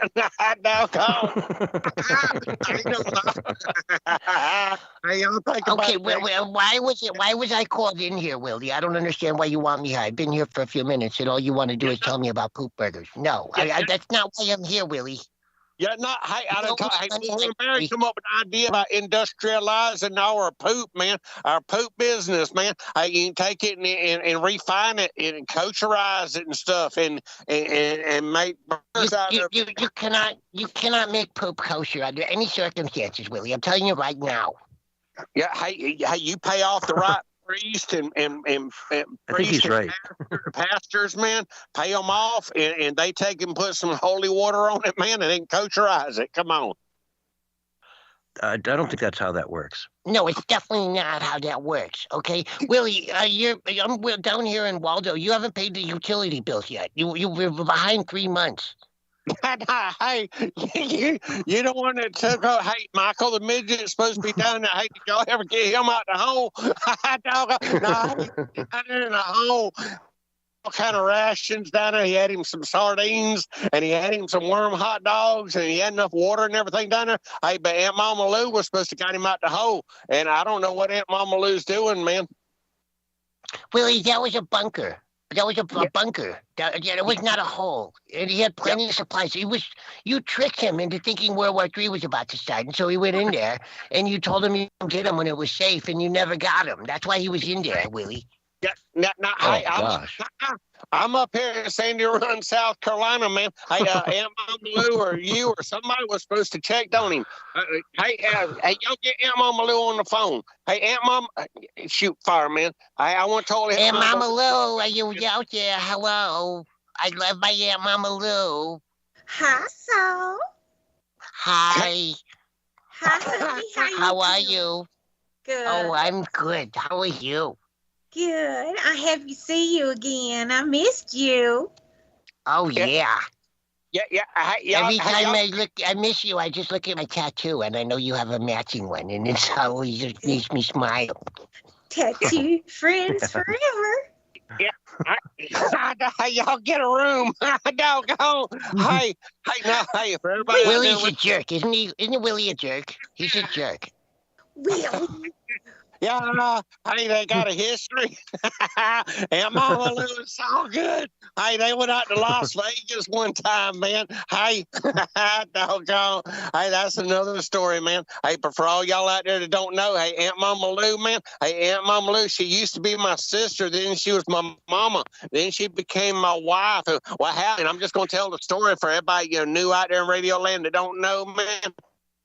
Lou, what happened? I have my daddy. My daddy married Miss Dorothy from down there at the church, and Miss Dorothy had a daughter named Lou. And then Miss Dorothy, she got a case of the guy gone. She got a bunch of college kids down there, and they was fornicating by the lake. And Miss Dorothy, she said, they found her. She was covered in blood and all kind of stuff. She went to insane asylum, and she ended up getting a case of the guy gone. And then Daddy, so Lou was my sister, and then Daddy married Lou whenever Miss Dorothy got a case of the got gone. And so that's when Lou became my mama. Then Daddy got a case of the got gone. And so I married Lou. And we got married on a John boat by Mr. Bill down at the bar. He was the captain of the ship. He married us. But then come to find out we wasn't really married. We was just kind of sort of married. But hey, that's my Aunt Mama Lou. Hey, and Aunt Mama Lou, she got her a proud white trash family. I tell y'all, Aunt Mama Lou. You keep my family out of it. You always just trashing those people lately. Now you just knock it off, mister. Doggone, man. Hey, that's the whole story with Aunt Mama Lou. And Aunt Mama Lou and Saul Good, they went to Las Vegas one time, and hey, that's another story. Willie, don't be talking about what we did in Vegas. It's no one's business, okay? Come on now. No, why they say what happens in Vegas stays in Vegas, man. That's right. Yep, but no.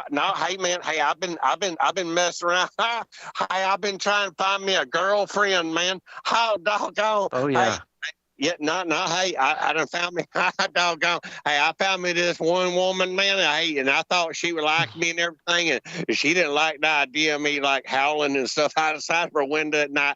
Hey, she called the law on me, man. Hey, but then I met this other girl. Hey, she called. Hey, they got. Hey, this court, man, courting and stuff, man. It'll turn into courting and stuff.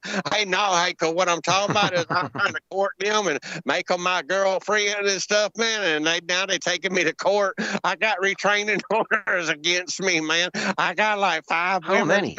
Yeah, I know. I mean, even Yo's got one. Will you must have a dozen women out there that have restraining orders against you. Yeah. Hey, courting done turned into in and out of court. All these judges and stuff, they man, hey, why are you outside their window and throwing rocks and howling and stuff, man? I told them I said I'm singing them songs, man. Hey, they told me they said I wasn't singing no songs. They said it sounded like howling or something. I told him I was just making a joyous noise. Hey, look at him. Hey, but no. Hey, I'm telling y'all, man, you got to have a good woman, man. Hey, I want to find somebody that knows how to cook up possum and cook up these coons.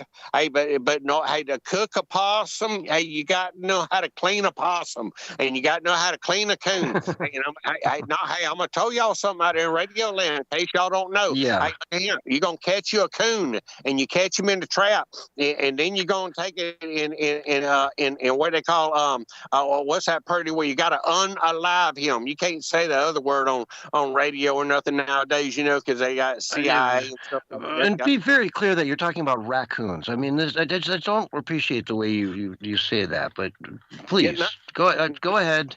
We got about a minute and a half left, so I'll let you finish this just out of the grace of God. Go ahead. Hey, this here, this is Yeah, I know it's bona fide recipes, man. And y'all can follow me for recipes and stuff. First off, you take that coon. We got a minute left. Go. Hey, after you unalive him, man. Hey, they got glands up underneath the armpits, and a lot of people don't know it, man. Hey, if you want to take that coon, that raccoon, and cook him up and everything, you got to take that gland out from underneath his armpit. And I told y'all something else too that you probably didn't know, that you probably knew, but you forgot that you knew or whatever. But hey, Aunt Mama Lou, she knows how to make what she calls a rabapasadilla, man. Hey, that's when you take a rabbit and a possum and an armadillo, and you cook it all up together. You take that armadillo, you put that rabbit inside of the armadillo, and you take that armadillo shell off, man. It's like an armadillo, a rabapasadilla in a half shell. And she can take that thing, man, and she can cook it up. She puts all kind of oregano and basil and all kind of stuff on it, man. Hey, Aunt Mama Lou, she can tell you how to make the best egg. I can't say that word on the radio no more. No, you can't. Yeah. Rabapasadillo. Okay. Folks, we've got to go to break, but, look for recipes for rabapasadillo online. It sounds delicious. We got to go to break. We'll be right back after this. Yep. We're on radio break. Oh, man. What's with the poop burgers, man? Where the hell did that come from? That's actually a real thing, man. A scientist in China developed this about 3 or 4 years ago, and they're planning on marketing it. Yeah. Yeah. All right. Well, you're gonna have to talk about that when we come back from break, because I'm gonna be like, Barry, why did you bring that up? Barry needs to be writing the script. That shit's funny. Yeah, but no, I saw online where there really is this guy. He's hiring himself out to go pick up people's poop. People's dogs' poop. Mm-hmm. Yeah. Somebody's got to do it, right? Eat feces. Yeah. Like, you just walk around, if they feel like taking a dump on someone, behind a bush somewhere, you clean it up for them. Like, I got this guy, Willie. Why don't I don't need a bathroom. I can just poop on this bush here. Well, Willie's got my back. Yeah, Willie hires himself out at the state fair. He's got a urinal on the front and a urinal on the back, and people just walk up to him, basically inside this urinal, and he collects the urine and sells it to the farmers for fur butter. I could picture you in a pair of Crocs with your hairy legs all wet, just soaking wet feet. Yeah, urine all over. Yeah. We're always... Hey, you're missing. You missed. That's my leg. Big shout out to Nuvum 007 on. That's right, D Live. And who do we got over on Twitch? New listeners, so we got Keeman on who Twitch. Really is. And we got probably Cecilia over there, and she's probably on Facebook as well. And hey, we got I hadn't did shout outs tonight, so I'm going to. Well, we got time. We got who do we got over here? Yeah, go.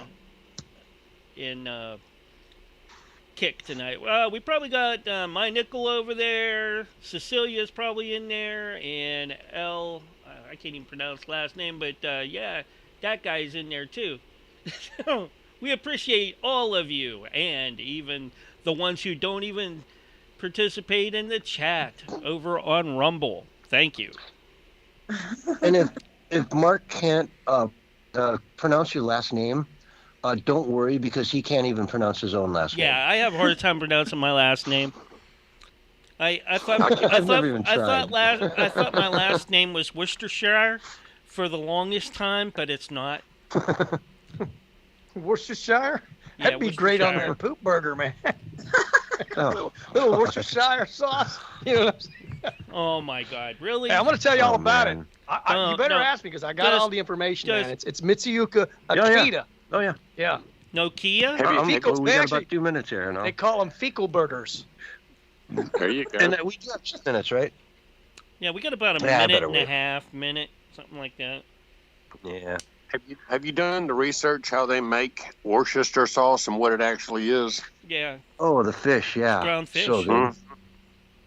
Yeah, or the rotten fish, and it's just delicious. Yeah. Yeah. It's fermented. Makes a Bloody Mary That's why pop. it's delicious, I actually had and enjoyed for the first time ever one of those micheladas the other day, which like tomato juice and beer. Oh man, I haven't had that in a long time. Clamato. Yeah, spicy clamato with extra spice and extra Worcestershire, and it was actually really good. I was kind of surprised I liked it as much as I did. You know what I haven't had in a long time, and I had last week? It was really good. I had a Monte Cristo sandwich. Oh wow! Oh terrific. Yeah, that's good. I haven't And had we one got of 30 those in a long seconds. time. Yeah, we got 30 seconds till Yeah. we go back. I always associate those with casinos. Yeah. All right, well, I love you guys. Appreciate you. Next week when Love you come. back, Willie. Bye, Willie. Love you back, Willie. We'll see you in Y'all chat Wednesday. Here's the countdown. 5, 4, Yeah, pop in Wednesday, 3, please. 2, 1. And you're live and on the radio side right now. Hello, everyone, and welcome back to Hour 2 of the Censorship Sucks Roundtable Radio Show, Sunday night edition. I'll tell you, man, Willie. That man guy's with insane. ideas. A man with Yeah, ideas. well, you had the ideas tonight, man.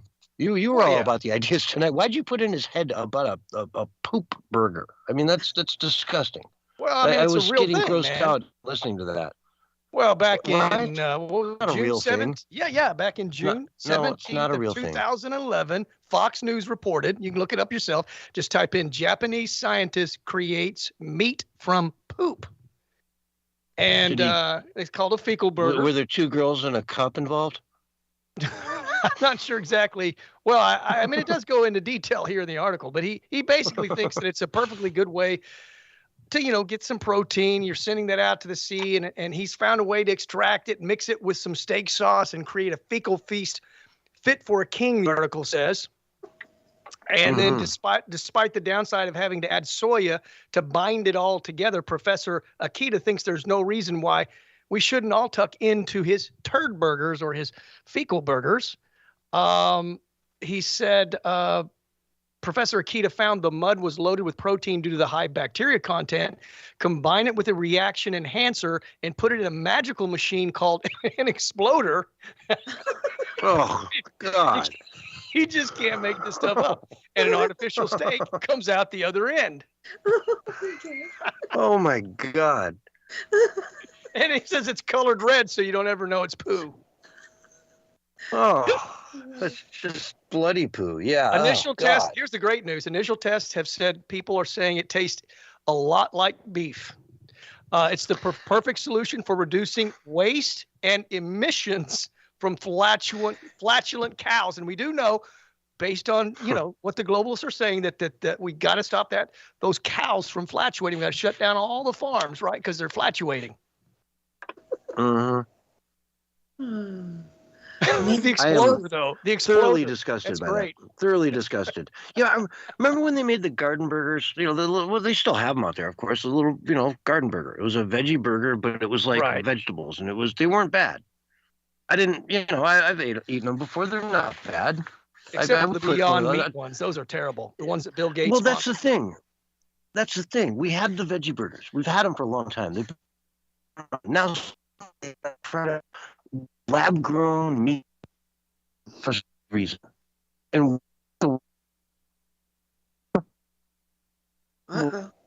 all right, motivation. You're cutting out, man. So take a breath back. Oh. Yeah, so I guess, we should ask all the radio people out there, would you be interested in eating a fecal burger if the price was right? If we could get the price down to, I don't know, maybe comparable to, say, a Big Mac or just a Burger King Whopper, would you be interested in eating a poop burger? $15. $15 for a poop burger.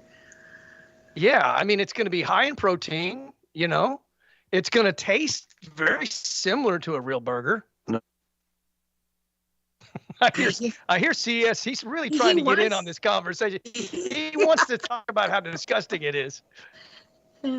Well, I'm wondering. So you said this guy did this back in 2011? Yeah, that's the crazy part. Yeah, that's how long the crazy's been crazying.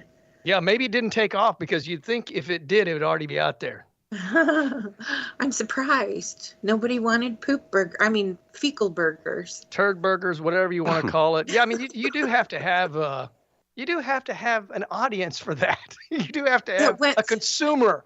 Somebody has to want to eat it. I mean, you can make 1 million turd burgers, but if nobody eats it, hey, when it goes through not a good business model. What's that? What goes through an exploder? Yeah, you just can't make it up. Yeah. Oh. There he is. Yeah. Yeah. Okay. Sorry if I cracked up there for a minute. But, it's like I was talking about the Impossible Burger. Yeah. If Burger King came out and said, "Hey, we're going to do a veggie burger, and we'll put it on the menu, and it's a veggie burger. You can get it with bacon if you want. It's actually pretty good." No, they want to do this impossible lab-grown stuff. No, and no, and no. No. We do not want lab-grown meat ever. We don't want this stuff. We don't want any of that crap. A delicious beef hamburger, right? Whatever. But I think if you had a good marketing strategy, you called it a stinky steak or something like that, people would probably eat it. Oh God. That's not a good strategy. It's the worst strategy ever. They might eat it.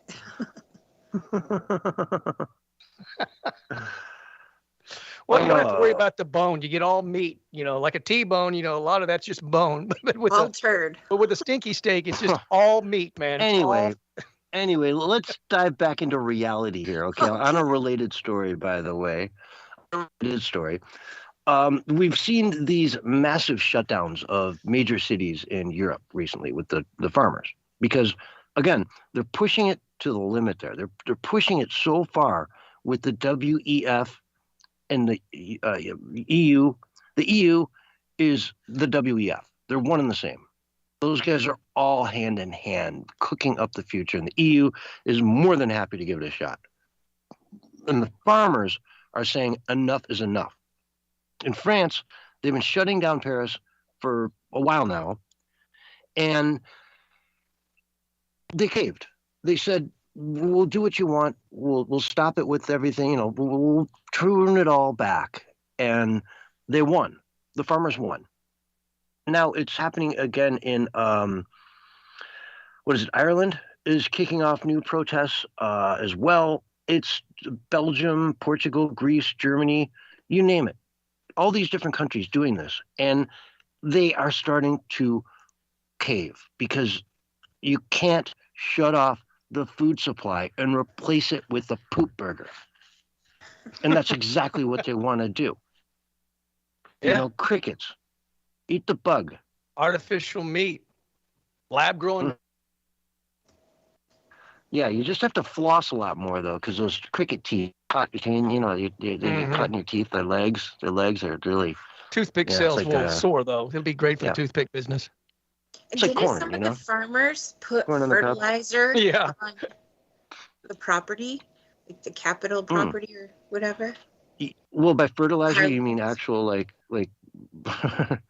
like cow poop? Yeah, they would shoot it at the some of the buildings. I've seen that before where they have these machines that can pick it all up and shoot it. Yeah. Farmers, they've got a lot of equipment that you don't want to mess with. Well, that is definitely getting a message across for sure. And it's so encouraging to see all of these different nations rising up at the same time. Mm-hmm. It shows that we're all unified and fighting against, the world globalists. That's what they are, the globalists that are trying to take our sovereignty. The commies. Yeah, the communists, the dictator, the totalitarians. Yep. And so, it's good. And in Edmonton, check this out. In Edmonton, here's an article from Twitchy titled, "The Thing That's Not Happening is Totally Happening." Edmonton Council considers 15-minute cities policy. So Edmonton has something like, I don't know, like 100 different communities. I'm sorry, 400 neighborhoods, it says, right? So last February, the city's planned communities laying foundation for 15-minute communities, yada, yada. The city announced it would divide its 400 neighborhoods into many 15-minute cities, calling it a necessary tool. So again, Edmonton, Alberta. This is a, conservative part of the world, but it's a big city. And so you get these crazy liberals running these big cities. And what do they want to do? You voted it in, folks. You live in Edmonton. You voted for this. They want to make it a area where they show this clip in this article out of China, where you basically you get to the edge of a certain point. There's gates. You have to go through the gate with your app on your phone, facial recognition. And if you go through it many times, you have to start paying big fines to do it. People have to get permission sometimes to go into different districts. You can't just go pop in on your buddy who lives a half hour away. And that's on foot, by the way. 15-minute city is on foot. 15 minutes on foot, not in your car. Right?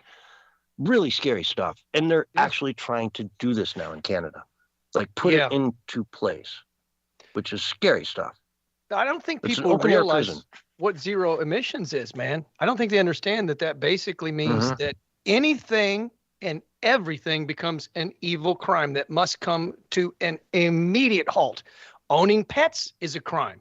Or growing your own garden is a crime, because they say it's 5 times the emissions of conventional gardening. That was in an article in the Telegraph just recently. Or getting married and having children, or running a farm, or eating meat, or going on vacation somewhere, or simply firing up your gas stove for some bacon and eggs, or, like they said recently, just breathing. So in other words, just existing. They chose zero emissions on purpose because it's the perfect way to enslave entire planet.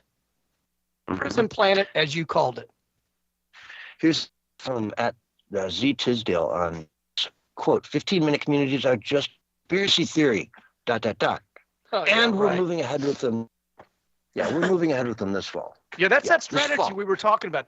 One thing, and then later they say, no, that never said that, even though everything's recorded nowadays. There's stuff on the internet. You can find that they're lying. It's not like 20 years ago, you saw it once on television and it's gone, and you can't prove that they ever said anything. But now, because of the internet, we can see all their lies over and over and over and over again. That's why they have compilation videos of politicians, fake politicians saying, oh, I never said that. I said this. And then right next to it, they have what they actually said.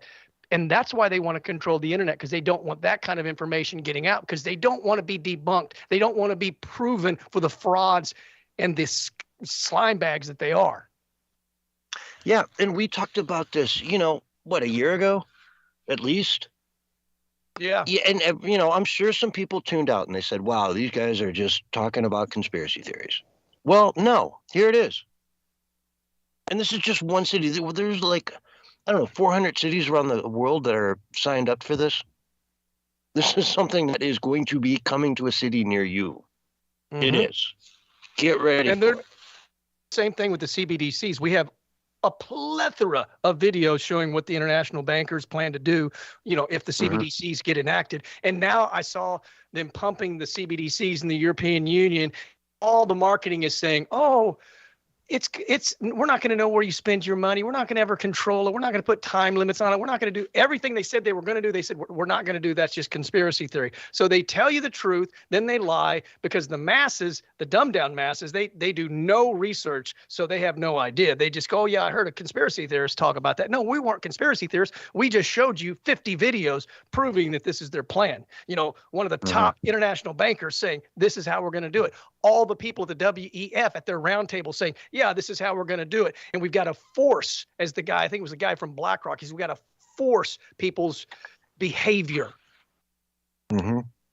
Oh, I heard Glenn Beck the other day talking about, and we just talked about this, which is why I bring it up, that book Nudge, that was that Obama advisor, wrote that book Nudge. Yeah, I've heard and about it goes from nudge, he was saying it goes from nudge to shove to shoot. Right? Okay, explain. First they nudge you, then they shove you, and we're in the shove phase now. But the next phase after shove is shoot. Yeah. They're I'm not saying they're going to go shoot everyone, but they're going to use force, in other words, deadly lethal force, and for the form of prison for life or whatever, you name it. I mean, It's coming, folks. It's where mass formation leads if mass formation is not stopped. Mm-hmm. Yeah, and I mean, hey, they make it sound great. You'll have everything you need within 15 minutes of your front door. Everything you need. The furthest you're gonna have to go is 15 minutes for maybe your dentist who's on the other side of your district. That's once a year, so but everything else, your grocery store, all this stuff's going to be 5 minutes away, 7 minutes away, 4 minutes away, right? It's going to be beautiful, so convenient. But how do you get there? You have to dictate that, okay, this 15-minute district has too many 7-Eleven. Have enough. So we have to close 2 over here, open 2 over here, and that's just the 7-Elevens. McDonald's, same thing. Everything. You have to start pre-planning what every sector wants, is going to have access to, what they're going to, and that's government planning. It doesn't work. Free markets are the only way that works. And it's also about limiting choice as well. And I remember when the shamdemic was going on and they were saying, oh, you're not going to be able to have as many choices at the grocery store. This is the mainstream media saying this now. And they said, but that's a good thing because you won't have to spend so much time looking at all the different brands. No, that's called a free market. You want as many brands as you can. That helps also keep prices low. Everything these people are selling on the left and the globalists who are tied directly with them, like you're saying, the WEF and the European Union and all these people, including Joe Biden, they want to take from you. It's all take and no give in the liberal world order, and how anybody could stand with the liberal party knowing that is insane, because you must hate freedom if that's the case. I hate to change the subject, but there's a couple more stories I definitely want to hit on, and I'm just going to interject this one right here. Actor Carl Weathers from Rocky, Apollo. From Apollo Creed. Apollo Creed, Predator. Yep. Mandalorian. He was in with Adam Sandler, the golfing one. Oh, he was the coach. Happy Gilmore. Happy Gilmore. He was the coach in Happy Gilmore. With the wooden on hand. and on and on. Yeah. Yeah. What a great guy. He just passed away at 76. So I want to give credit to him because, may he rest in peace, because what a great guy. I also want to mention really quickly, Alex Jones has a video game out. Have you guys heard this thing? Yeah. I know you have. It's so funny. Yeah. You go through levels and you fight Mark Zuckerberg as the boss, and who else? Bill Gates. Other bosses? Bill Gates. Bill Clinton. Yeah, Bill Clinton. Oh my God. And he's constantly saying, they're turning the frogs gay. You know that, right? Yeah, it's such a cool video because he's going to reach people, youth, younger people. And they're going to hear this kind of stuff for the first time. It's going to be great. I wonder if Rizzo will play it. If he does, I hope he streams it. Yeah, that's what I thought. Somebody should do it because it looked like it was. I watched a guy the whole game from beginning to end, and I was thoroughly entertained. Oh, you did? Well, that's funny. I'd only watched a little segment of it. But it was funny. It cracked me up. So anyway, I wanted to get a couple of those clips in there really quick, just because they're fun stories that I think I know I wanted to get in at some point tonight. The rest of the stuff I have in my lineup is, a lot of Biden, is he doing this and whatnot? But here's an interesting one. The UAW just came out and sponsored Biden. Of course, they're Democrats. It's the UAW. They're never going to leave the pocket and support anybody on the right or whatever. They've been Democrat forever. They're just going to do that. And Trump is fuming pissed because, even when they did it, they mentioned and they conceded that a lot of the frontline workers in the UAW don't support Biden. They support Trump. Because they see the electric, they see the lack of the layoffs coming, they see it all happen, and they know they're going down a suicide course with Joe Biden. And Trump knows it too. And he's going after them, man. He is not happy. You know, why are you, of all people, going to support Biden when he's taking your jobs away? He's trying to destroy your industry. He said, fossil fuel industry is dead. If you're associated with fossil fuel, you're dead. It's all going to go to China. All these electric cars are going to be built in China. The batteries are built in China. All of it goes to China. China, China, China. I love the way he said China, too. Don't you just miss the way Trump said China? Oh, yeah. Of course we do. Yeah. But, what say you, yo? I mean, this is a no-brainer. They should be supporting Trump 1,000%. Oh, yeah, of course. Common sense would say everybody should be supporting President Trump because we want common sense policies. Yeah, Joe Biden's going to put the auto industry out of business. President Trump would never let that happen. And President Trump isn't going to take it sitting down. If I understand correctly, I think he met with the Teamsters, a whole bunch of different union heads in Washington, D.C. this past week, and trying to sway the balance. And hopefully common sense will win out and some of the unions will support President Trump. Out of common. It's the rank and file union members that are going to support Trump. It's not the leadership, which is going to only be bad for the union because they're going to be like, why are we in this? I mean, one of the reasons I'd never wanted to be part of a union is I knew all my dues would be going to some jerk politician that I couldn't stand anything about. Yeah. Right, Barry? Yeah, I saw him the speech at the UAW at one of the little meetings that they had, and they had to have cheerleaders, trying to get people to applaud him when he came into the room, and they couldn't even get it. And they were trying to get people to come stand on their feet when the president came in, and they didn't. It was pathetic, man. I mean, absolutely pathetic.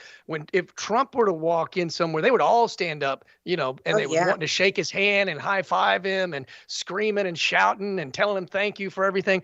But they had to have cheerleaders trying to beg and plead the people at the UAW meeting they were having to cheer Biden when he came into the room, and they weren't doing it. About half of them were just sitting there, and they couldn't get people to come to their feet either.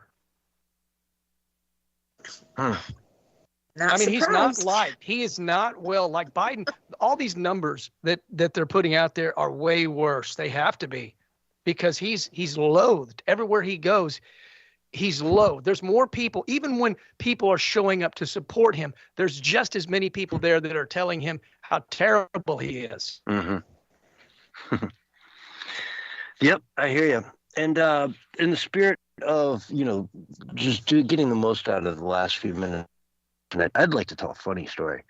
Gavin Newsom went to a Target, in California, and he watched somebody walking out with some product. Like, he had to blatantly stole something in front of all the staff and everything, and said to the receptionist, not the receptionist, the cashier, why is no one doing anything? Like, I just walked out. And she said, oh, Gavin Newsom, he's a jerk. He made it so we can't stop anybody from stealing. And he's like, what? Like, what do you mean? And kind of questioned her on it. She's like, oh, yeah, they made it so you can steal up to $1,000. We can't do anything about it. And only security can get them. And there's a bunch of loopholes they put in. People that just steal all day. It's what they do. And then all of a sudden, kind of figured out it was Gavin Newsom, and she changed her tune and said, can I get a picture with you and all that? But it hit him. Yeah, right. It hit him hard.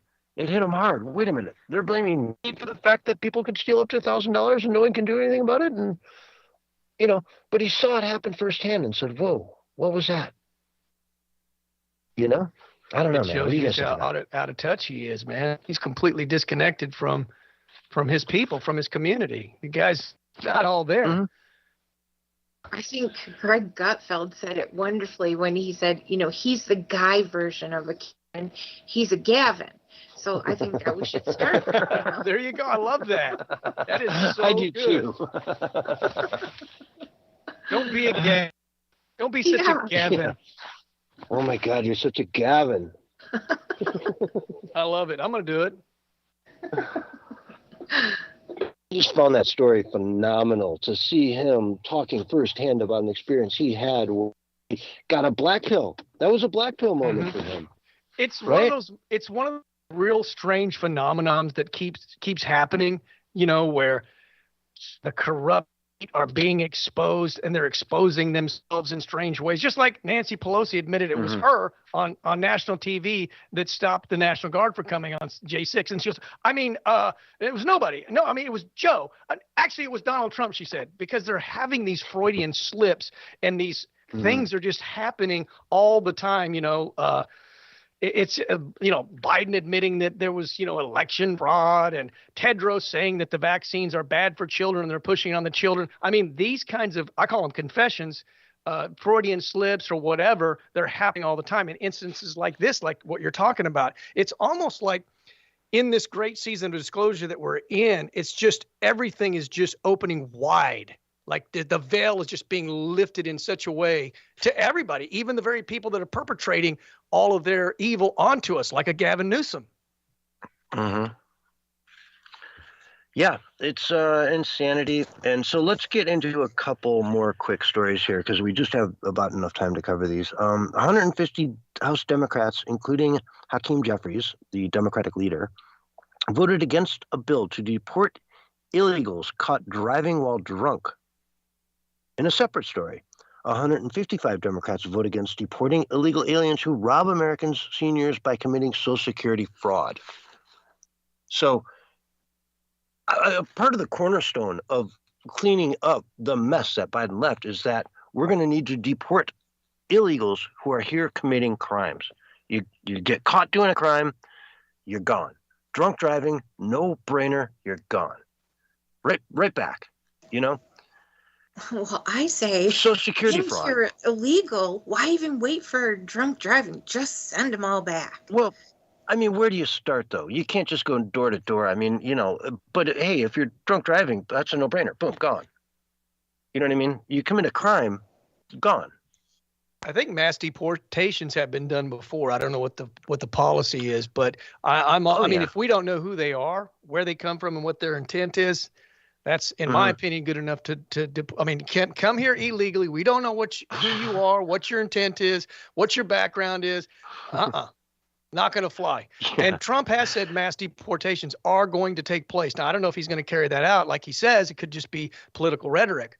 But I completely understand it, because we might have sleeper cells in all over the place. Oh, we definitely do. And that's the trick, too, is like we need to root out the people that are, dangerous. And that's going to be hard to do. Europe, they're going to need to, Crusades 2.0. I hate to tell you that, but it's just the Crusades are coming to Europe anytime now. But did you see Nikki Haley share a fan letter she got? That was a draft. Like, it still had the send button showing at the bottom of it. Yeah, she's like, hey, check out this email I got. And it's like there's no address, and it says, the send button down there is still showing. Like, what? Are you that desperate? Yeah, she is. Because she is never going to peel the MAGA supporters. That's never going to happen. The only thing has happened is President Trump's gotten more supporters. She's gotten the Democrats, and I call them the deep state backers. Yeah, she has nothing to do with Republicans. She's totally a rhino. No. And I saw Vivek's reasoning for sticking around just in case something happens to Trump. I can be there and be the guy. But for her, no. Even if something happens to Trump and he certainly can't run, you're not the choice. Nobody likes you. Absolutely. That is correct. We'll draft DeSantis in a heartbeat at that point, or Abbott. Get Abbott in there. Abbott, I trust completely. Well, they don't. I don't think the deep state understands that MAGA is bigger than Trump. Oh, way bigger. MAGA is the Tea Party. Bigger than Trump. It's the Tea Party, but we're completely out of time, folks. This has been happening in America for a long time. It's the Reagan movement. It's the Tea Party. It's now MAGA, but we're out of time. We will see you on Wednesday night. Thanks for listening. Have a great night, everyone. Good night. And we are clear. I just wanted to get the bullhorn in once so you couldn't complain, and so you didn't break it out, man. Good placement, Barry. Yeah. You are 100% dedicated to getting it out at the very beginning of the show, but almost never, ever use it afterwards. after that. You know? It's gonna. Yeah. It's got to really be, a genuine rant's got to come. It's got to happen. It's got to be organic. You're building up to the November election. I get it. Yeah, there's no way, man. MAGA, whatever they do, everybody out there that's listening to us, stick around for the after show. Do not go, because more to Yes, come. we are in the after show now. Raw dog in it. That's what she said. Live in the radio. Or not on the radio, though. Did like you that guys... raw pickle burger that you want to go buy tomorrow up at Burger King, man. I hear they got them for $25 a quarter pounder. Ridiculous. I mean, think about what they sell us, man. Artificial laboratory meat that quivers in a little petri dish, and all this fake meat, and all GMO crap will kill you. They're just disgusting. Give me a good old-fashioned garden burger, I'll eat that thing. But you give me this crap, no way. Well, I think black bean burgers are okay. I've had some of those. Yeah. The mushroom burgers are okay. I don't want no soy burger though. No. I don't like the soy burgers. Never had one, but I don't want to have burgers. I don't want to have man boobs. The mushroom burgers were fine. Oh, that sounds like that might be pretty good. I'd have to look that up. Next time I go to Natural Grocers, I'll check and see if they got a mushroom burger. Yeah. There is a poop mushroom, by the way. I don't know if you know this or not. There's a YouTuber guy that I guess he just does drugs, and he videotapes his experiences. And he went to some nation, I can't remember where. They have a bunch of elephants. I just know that. And he was high on elephant poop mushrooms. And he was feeding the elephants, and he was tripping out. And then they take the elephants and they put them in the water and they bathe them, brush them down and stuff. And he was like wigging out, hallucinating on poop mushrooms. Literally, it's made from elephant poop. I would love to do that, man. Go to Cambodia or something and just hang out with an elephant that you trip off the poop, mushrooms going off their poop, and then just hang out with them.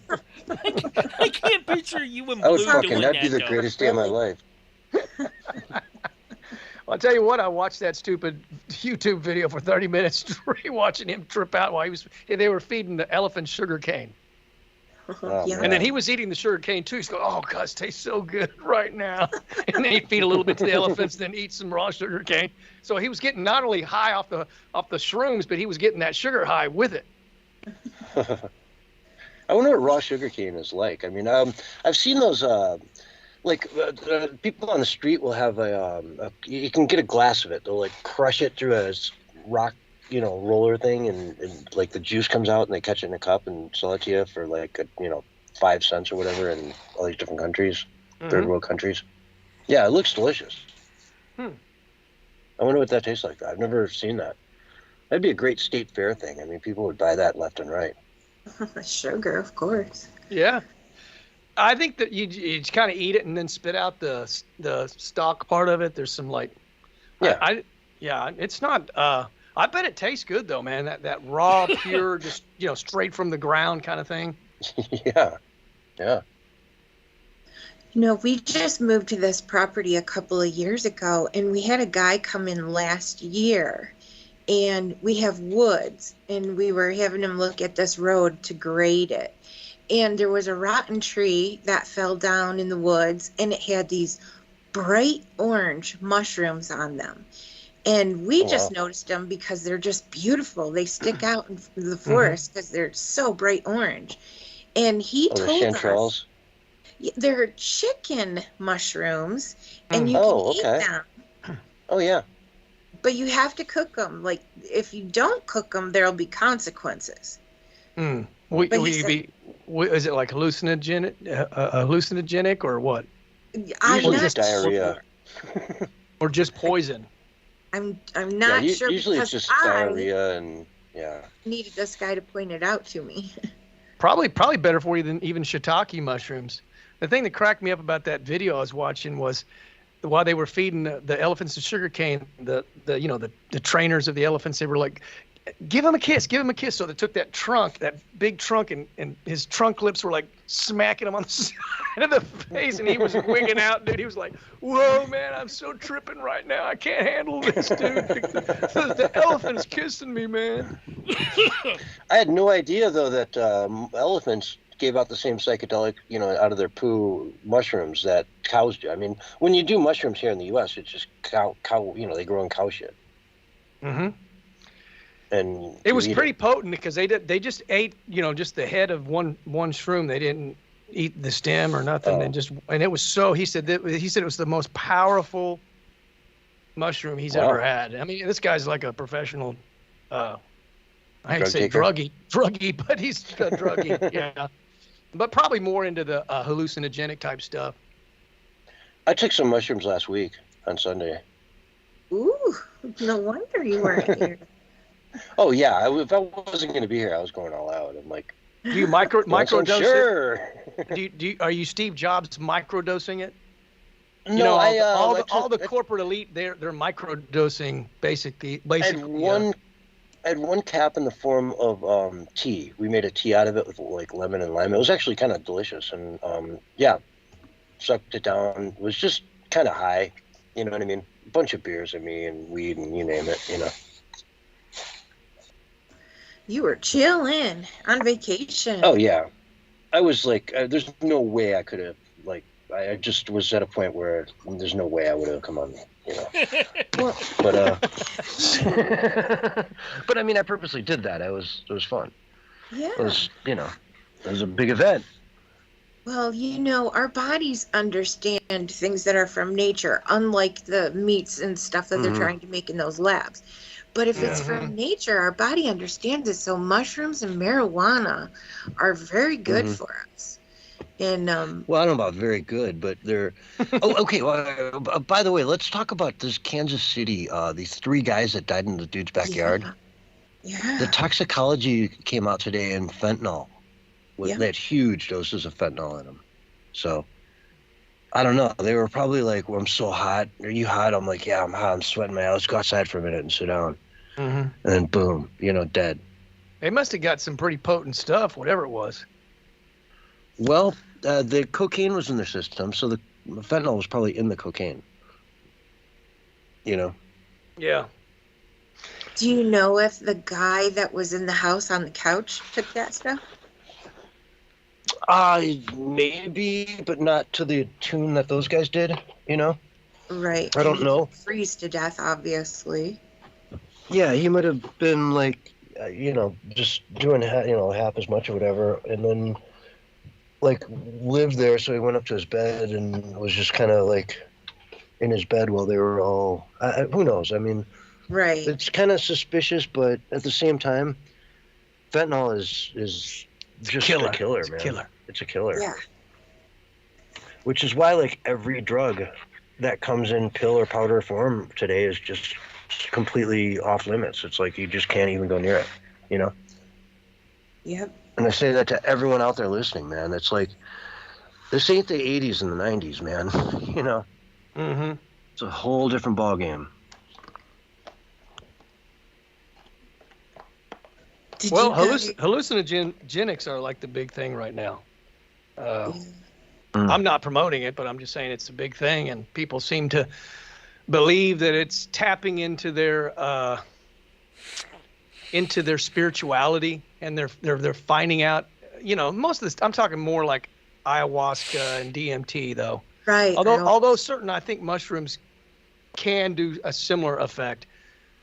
But I've listened to 150 hours of people that have tripped on DMT and ayahuasca, and I've never heard a pleasant experience, but yet they sell it as a pleasant experience. Just like the UFO abductions, almost everybody that gets abducted, they'll tell you, "Oh, I'm actually doing it for. I think it's for the betterment of everybody. It's painful, it's evil, it's I feel tortured and everything, but I think it's for a good cause. I think these alien entities are good. So, but." Yeah, I mean, all these people that have this, and they all have the same experience. They all, meet the divine goddess, which they consider to be God. So God's a woman, and they all have this same experience. They all, when they talk to these entities, they tell them all the same thing. World government is great. New world order is great. Believe me, I've listened to like 100 to 150 hours. I don't know who they're talking to, but it ain't good, people. It's not good entities, I can tell you that, because they're pushing the same crazy agenda that the globalists are. So crazy. And then they go, this is what really cracked me up about all the people that do DMT. They go, I just had the most profound experience ever. And then they'll go, well, what did you learn? I don't remember. I just know that it was profound. And I'm thinking, no, dude, that's not how profound works. That's not how revelation works. Yeah. Or, if you can't remember what they told you, who's to say they told you anything? And then remember it was what's her name? The one that changed all of her babies' genders. Megan Fox. She basically said she went to hell when she did DMT. She went to her hell, whatever that is. And the thing, and this is what, and she says exactly what I've heard all these people that have done DMT say. It's basically time is suspended. So when you're in this alternate universe, in this alternate reality, there is no such thing as time anymore. And you're completely disconnected from your body as well in this experience. So you're just your consciousness, and you are suspended. So it's like she was in a living hell for all of eternity, even though it was like an hour. What even is DMT? I forget what it stands for, but it's basically the same ingredient that's in ayahuasca, which they have all the shamans and stuff. And what is that? What is ayahuasca? It's a thing that shamans do in like I think they the Amazon and stuff. I think they get it from like certain type of cactus flowers. Mm-hmm. Okay. And they process it. Because what peyote has been a thing. I've heard of that. Ayahuasca and peyote are very close. Okay. And DMT. It's probably the same thing as Sasquatch and Bigfoot, just called something different, We're out here in the desert. I ought to see if I can find some peyote. Gotta know what it looks like, I'm Go sure to it's your probably neighbor. it's probably growing like right over there. I think peyote's really isn't like, I think what Mark's saying is pretty close to like peyote. I think it's the same kind of thing that, because it's like this other dimensional type experience. What's his name? Yeah. The guy that made Plandemic. What's his name? Mark Willis, the guy that works with Judy. Dr. Judy, whatever her name is. I can't think of her name either. But he's a big believer in it. He said he basically, I don't know, more or less died to himself or died to his ego. But every time you listen to this experience they have, it's hell. It's like if that's what it is to get insight, man. I mean, I even just live life as hell enough. You should be able to learn from that.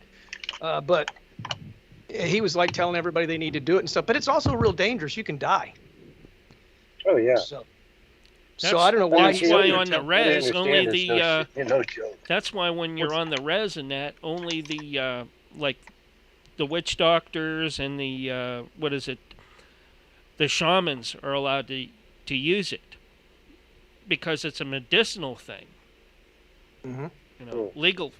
Legally, they can do that legally, but and also like prescribe it, because they're considered,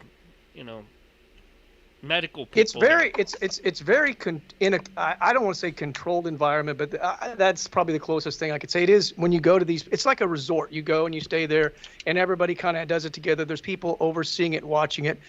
But a lot of people go to hell. A lot of people go through hell. A lot of people vomit for days after. It doesn't sound like a pleasant experience. And then this guy Willis was talking about how he was delivered from all of this stuff. I'm like, well, have you been to church? You can get delivered at church, and you can get delivered, a lot quicker and a lot easier. I mean, there's people at our church that, have problems and they're delivered. Bam. Whatever, an addiction to something, and bam, they're delivered. Just through prayer and just. But I just don't see the purpose behind it. It's just me. I'm not knocking these people and saying they're terrible. I've been in that situation where like you took mushrooms and you're out in the backyard throwing up, but you're really high And you're like, oh my God. Yeah, it's like, yeah, I'm throwing up in the sucks, but damn, am I high right now? It's like trade off, you know. And for how much longer?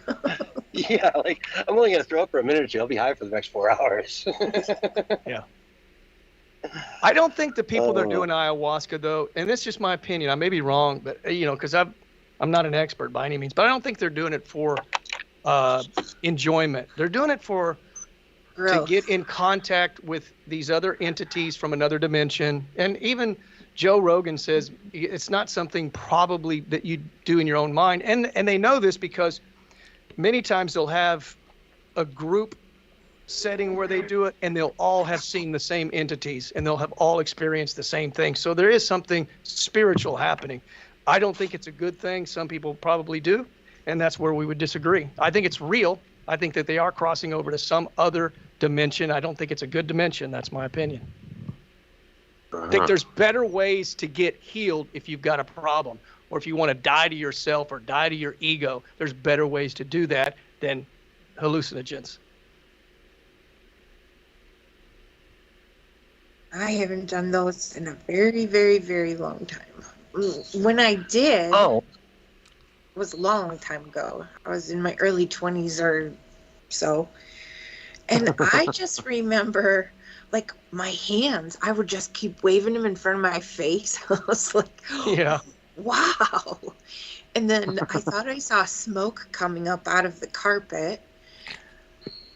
And I decided to take a bath, and then my hair on my arms, not that I have dark hair or very much hair at all, but everything is so noticeable when you're stoned like that, and it looked like worms going in my arm. That's what I remember. Yeah. One of the big revelations that they get, the same revelation, is that we're